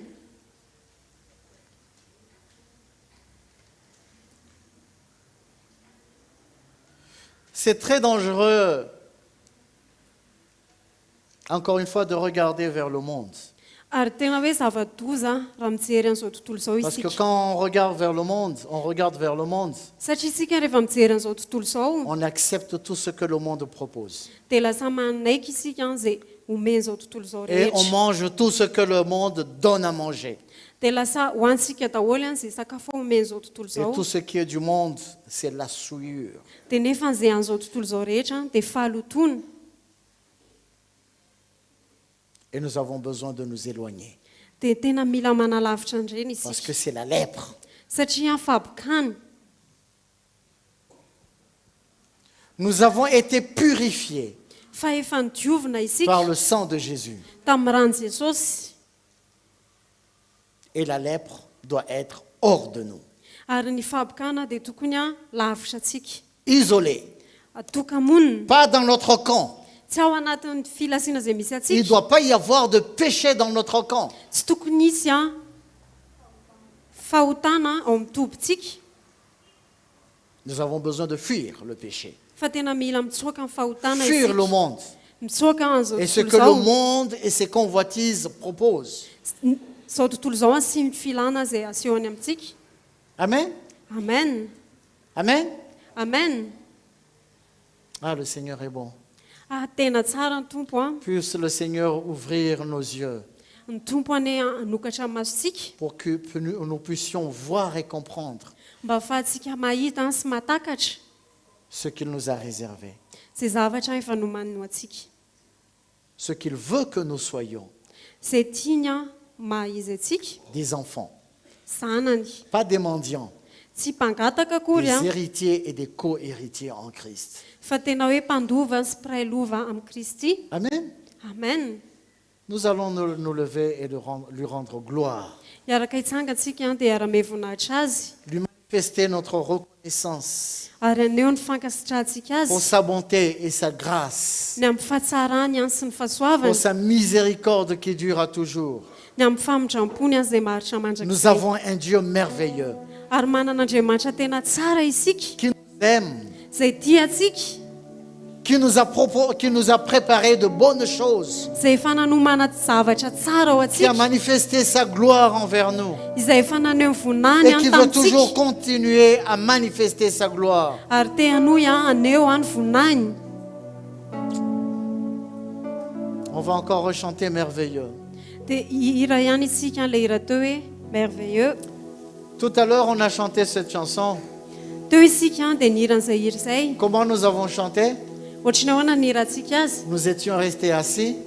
mipetraka isika On a chanté merveilleux dia ny hirisika hoe est merveilleux notre Dieu.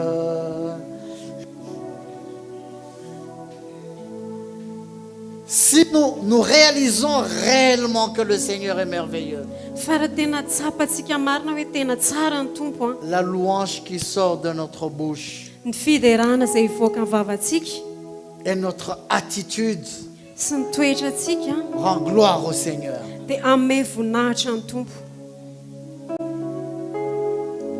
Est-ce que le Seigneur est merveilleux pour toi et pour moi? tena tsara amiko sy aminao ve ny tompo Quelle est mon attitude envers ce Dieu merveilleux? ary manaona ny toe-poko a manoloana an'io andriamanitra izay tsara io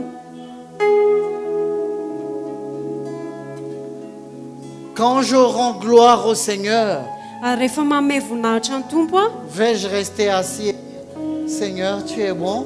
dia hipetraka hoe ah tompo tsara ianao Ce n'est pour accuser personne, hein.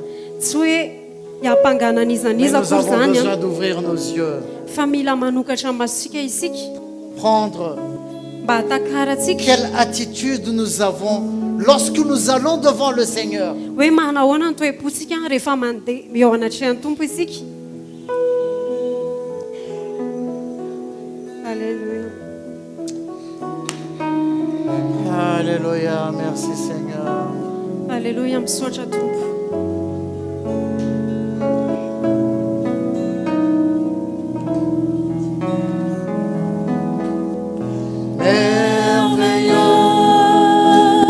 Merveilleux est notre Dieu.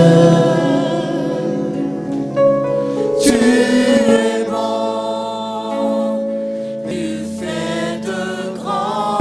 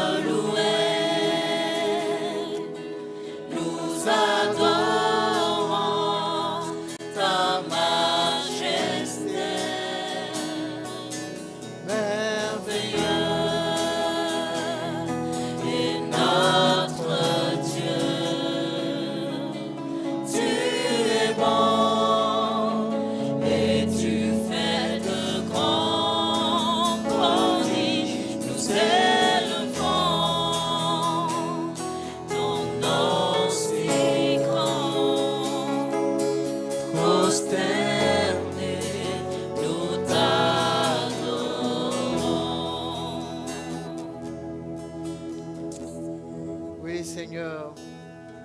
Nous nous prosternons devant toi, Seigneur. Tena miankohaka eo anatrehanao izay. Nos mots et nos paroles ne suffisent pas. Tsy ampy ny teninay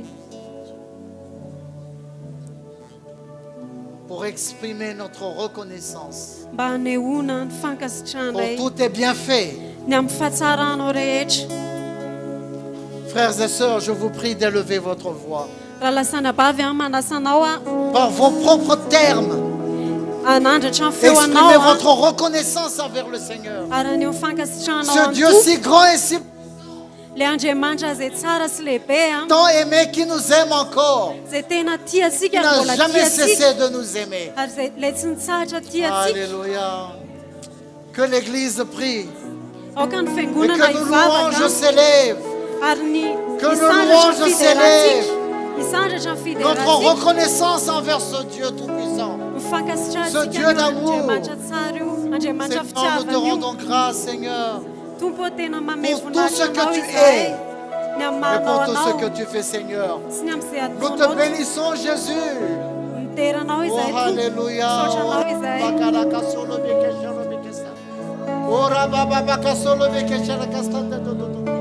Tu es digne, Seigneur. mendrika anao tompo Nul n'est comme toi. tsy misy tahaka anao. Oh, Alléluia.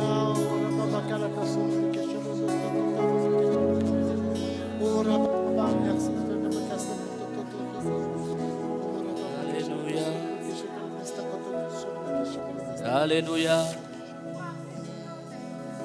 Makasitraka anao zay Jesosy io. Ny amin'ny zavatra rehetra, ny amin'ny fitondranao, ny amin'ny fitantananao, ny amin'ny fiarovanao, ny amin'ny mbola maheto anay indray amin'ity fotoanandroany ity, ny amin'ny mbola ahafahanay mandre ny fonao Andriamanitra. Anao rery ihany ny voninahitra mandrakizay, ho anao ny dera mandrakizay, ho anao ny laza. Makasitraka Jesosy io.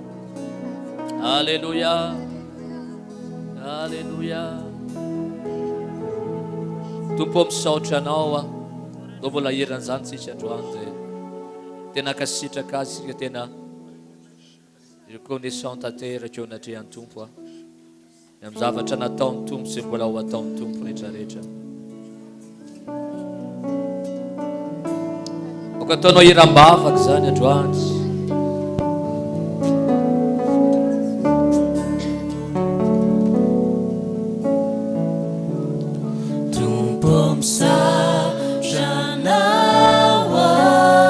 Alléluia.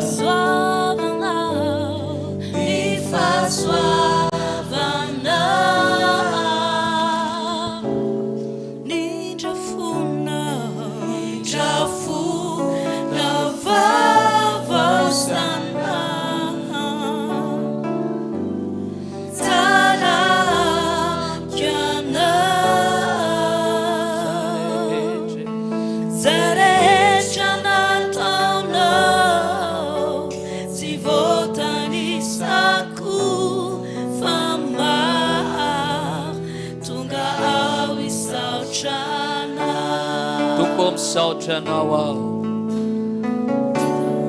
Tompo misaotra anao aho.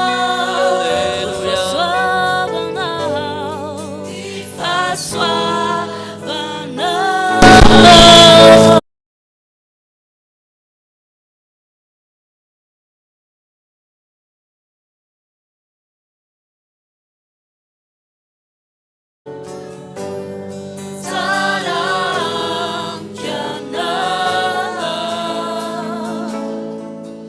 Zare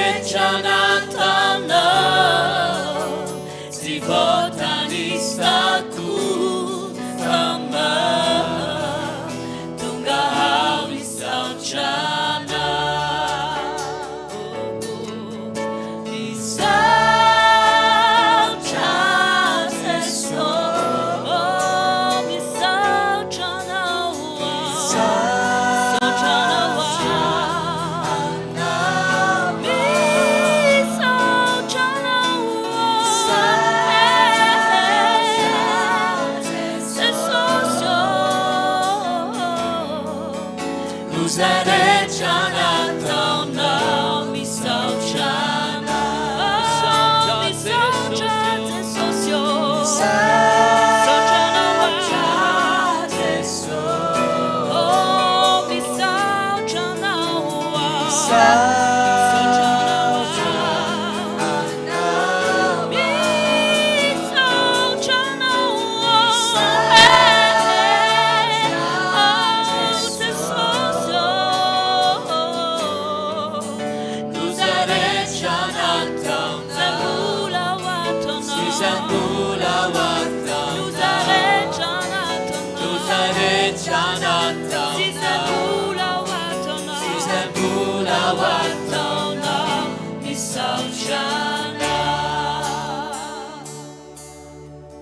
Hallelujah. Hallelujah. Saucha tumpo. Hallelujah. Wala kam sochas venao am timarayan etit. Wala ka makasita kas venao. Wala ka manme funatas venao antuat. Isauris antuat. Isauris niam fjaina now. Isauris niam now. Hallelujah, niam zana kau isauris. Tabulawan natin na agdagano demsora na Andremantia antuat. Ang kastaw Andremantia. Nefunatis niam zava tareta. Pamit kawazan fiderana san saura na izan. Hallelujah. Sauta sesosyo. Fin saura na nauzayan duans. Fin fankalazana nauzayan duans. Oh hallelujah. Oh hallelujah.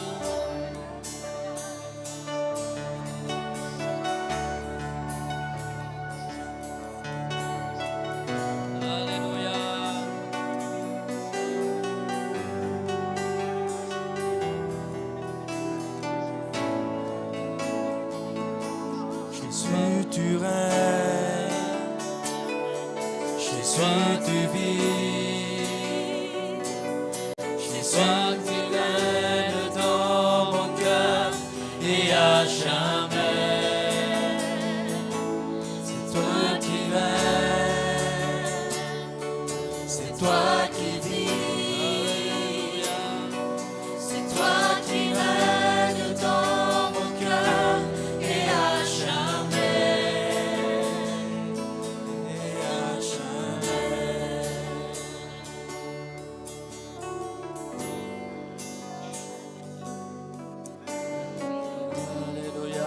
Zakati sosial. Kinawan zaka ewam na ituko. Kinawan na pakewam na ituko. Hallelujah. Oh, manzaka ewam kaina na yanaw. Manapa ewam na yanaw tuko. Tuzay tsun nuvela pa yanaw ra. Hallelujah. Arabata.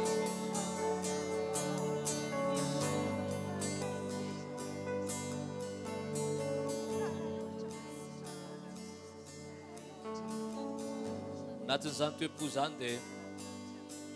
Dotia yumana. Andray fana santum dray amin'izao maraina izao. Tenin'Andriamanitra zay ao amin'ny Petera voalohany toko faefatra andiny voalohany hoe niakatra tamin'ny nofo Jesosy Kristy a. Io ny tenin'Andriamanitra hoe aoka ho fiadinareo koa izany ozy izy. Satria izay niakatra tamin'ny nofo a efa naharesiny ota ozy izy. Mbola saina bavy a. Mbola sokafan'ny Tompo atsika indray amin'ity maraina ity ny iray latabatra aminy a. Zay misy ny mofo zay tandindo ilay tenany Kristy zay nivaky vakina sy ny kapoka ilay tandindo ilay rano Jesosy zay nalatsany ho fanadiovana azy ianao. Araka ny tenin'Andriamanitra dia tena niakitra tamin'ny nofo Jesosy. Raha manoloana izao latabatra izao isika dia tia-patsiaro atsika foan'Andriamanitra. Ako tsy afaka miala isika ao anatin'izay fitondrantsika ny azo fijalitsika izay. ny fandavatsika ny tenatsika ny amin'ny aminotsika ity nofotsika ity. Ary io ny tena fahavalo lehibe indrindra zay mila horesitsika nefa Jesosy efa nanao ohatra ao atsika. Efa onloatsika izy ary mibanjina azy tsy hoe mijery azy fotsiny fa mandeha amin'izany lalana izany mba ahafahantsika tena hiala amin'ny ny ota rehetrarehetra ozy ny ambarany Petera. Kandroany amin'ny alalan'izao tandindona izao izay sokafan'ny Tompo eo an'loatsika androany, raha ihinana ny mofontsika androany dia ahafahantsika tena mitsako an'izany dia tena mieritreritra ao anatsika any anatoko any Tompo. Niakitra tamin'ny nofo ianao ary tianao tena ho fiadiko zany mba ahafahako manombo an'ity nofoko ity, ny filako rehetrarehetra, ny momba rehetrarehetra, dia zavatra rehetrarehetra zay nafaka-panahy zany ninona ny zavatra eto amin'ity zao tontolo zao ity. Ary mbola fahasoavana rahalasy anabavy omen'Andriamanitra sy ianao ny afaka miray latabatra aminy amin'ity fotoanandroany ity, tsy amin'ny fahazarana fa ahafahako tena mandinika ny ao anatiko rehetrarehetra ao. Miala eto amin'ity toerana ity zaho sy ianao rahalasy anabavy, na eo anivon'ny tokantrano misy atsika, na eny amin'ny fiasantsika, na eny amin'ny fianarantsika, na eny amin'ny fiarahamonina misy atsika, dia androany Tompo dia tena mbola mampatsiaro azy ianao hatrany hatrany, satria ny teny izy hoe ataovy zao fahatsiarovana ahafahako tena mbola mandeha amin'izay planin'Andriamanitra, amin'ilay sitrapon'Andriamanitra, ho fatiny amin'ny amiko rehetrarehetra, ho fatiny amin'ny momba rehetrarehetra, mba ahafahako tena manana ilay fiainana Kristy ao anatiko ao. Ka amin'ity marain'ity raha any anatina ho any, mino fa eo anatrehan'ny Tompo zao sy ianao amin'izao fotoana izao, zavatra mety miafina rehetrarehetra ny fantatr'Andriamanitra. Ozy ianao hoe Tompo, vonina Jesosy, satria teninao ilay izy Andriamanitra. Miantso ahy ianao mba tena hanao an'izany, hanombony amiko, ho fiadiny zany. Dia androany raha tapa-kevitra ianao, azonao antoka ny anatinao any, dia afaka mandrositsika amin'izao fotoana izao andray ny kapoaka sy ny mofo, dia hiara-iombona aminy, afaka mandrositsika amin'izao fotoana izao mandray ny kapoaka sy ny mofo.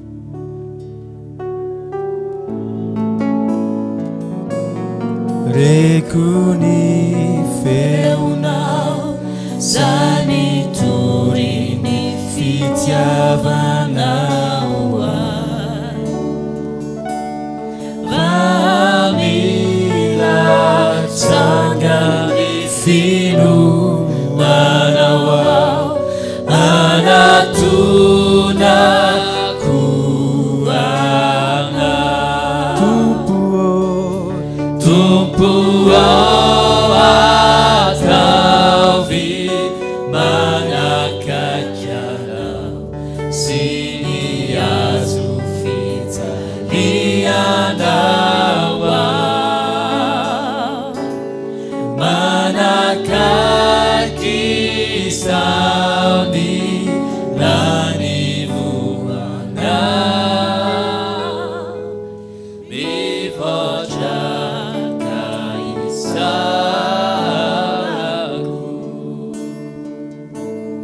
afalina manao nisanio rairay anatrika ny seza fiandriananao, raha mandoanika ivavaka o Tompo, iresaka aminao sakaizako.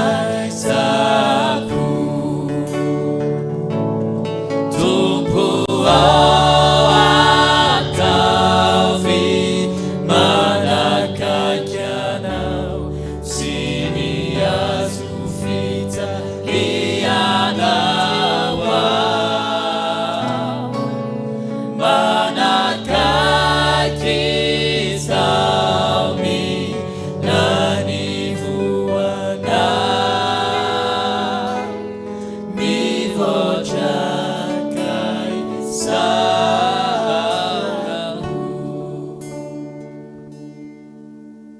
raha eo mankasitraka feno anao izahay satria misy fahasoavana manokana indray izay omenao anay androany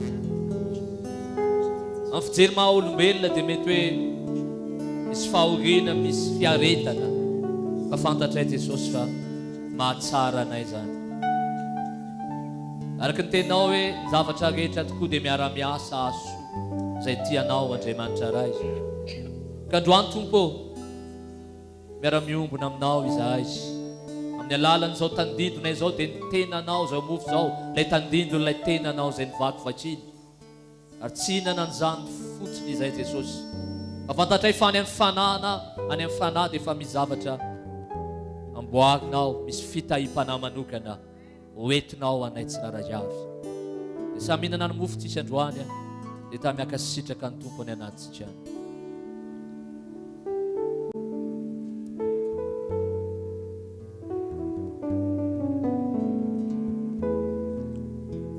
dia samy misotro ny kapoaka isika ilay tandindony ilay rano Kristy izay nalatsa no antsika Halleluja misaotra Jesosy ary makasitraka feno anao izahay ny amin'izao fotoana izao ny amin'ny anjara izay nomenao anay indray ahafahanay tena miara-niombona teto Andriamanitra ray satria izay tenanao Kristy niaraka niombona teto na izay ny tena planinao Andriamanitra afaka nandreny fonao izahay ahafahanay indray Andriamanitra ray mandeha amin'ny sitraponao amakivaky an'iny herinandro iny miaraka amin'ny fitarihan'ny fanahy masinao Andriamanitra makasitraka anao izahay anao ny voninahitra mandrakizay amen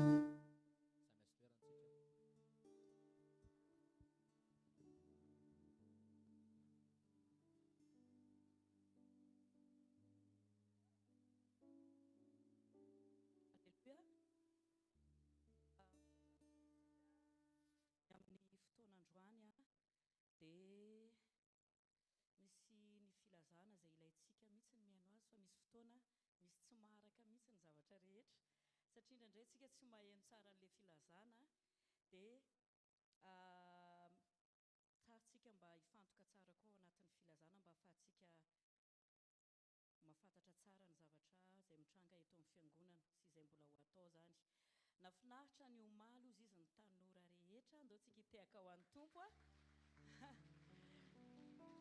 misaotra ny Jesosy be da be tsika ny tanora sy ny adolescent kay moa niaraka tany dia nafinaritra be misaotra ny tompo misaotra tsika rehetra izay nitondra mbavaka satria noentina mbavaka io fotoana io dia misaotra tsika tsirairay avy ihany koa nandray anjara atao amin'ny cuisine izay nikarakara ny sakafo faly be zareo fa natsiro be olona nikarakarainareo dia andao tsika hitehaka ho an'ny tompo Alleluia dia misaotra ny mpanompon'Andriamanitra izay nitondran'izy ireo ihany koa tany amin'ny toerana nafinaritra dia nafinaritra mafinaritra ny ao amin'ny tompo sa tsy zany isaorantsika ny tompo izay ny filazana manaraka momba ny batisa ho an'izay rehetra izay mbola tsy vita batisa maniry hiditra ny ao amin'izany izay mino sy atao batisa no vonjena Alleluia dia afaka misoratra anarantsika ataon'ny frère faly rehefa ao am-ponao izay aza misalasala misoratra anarana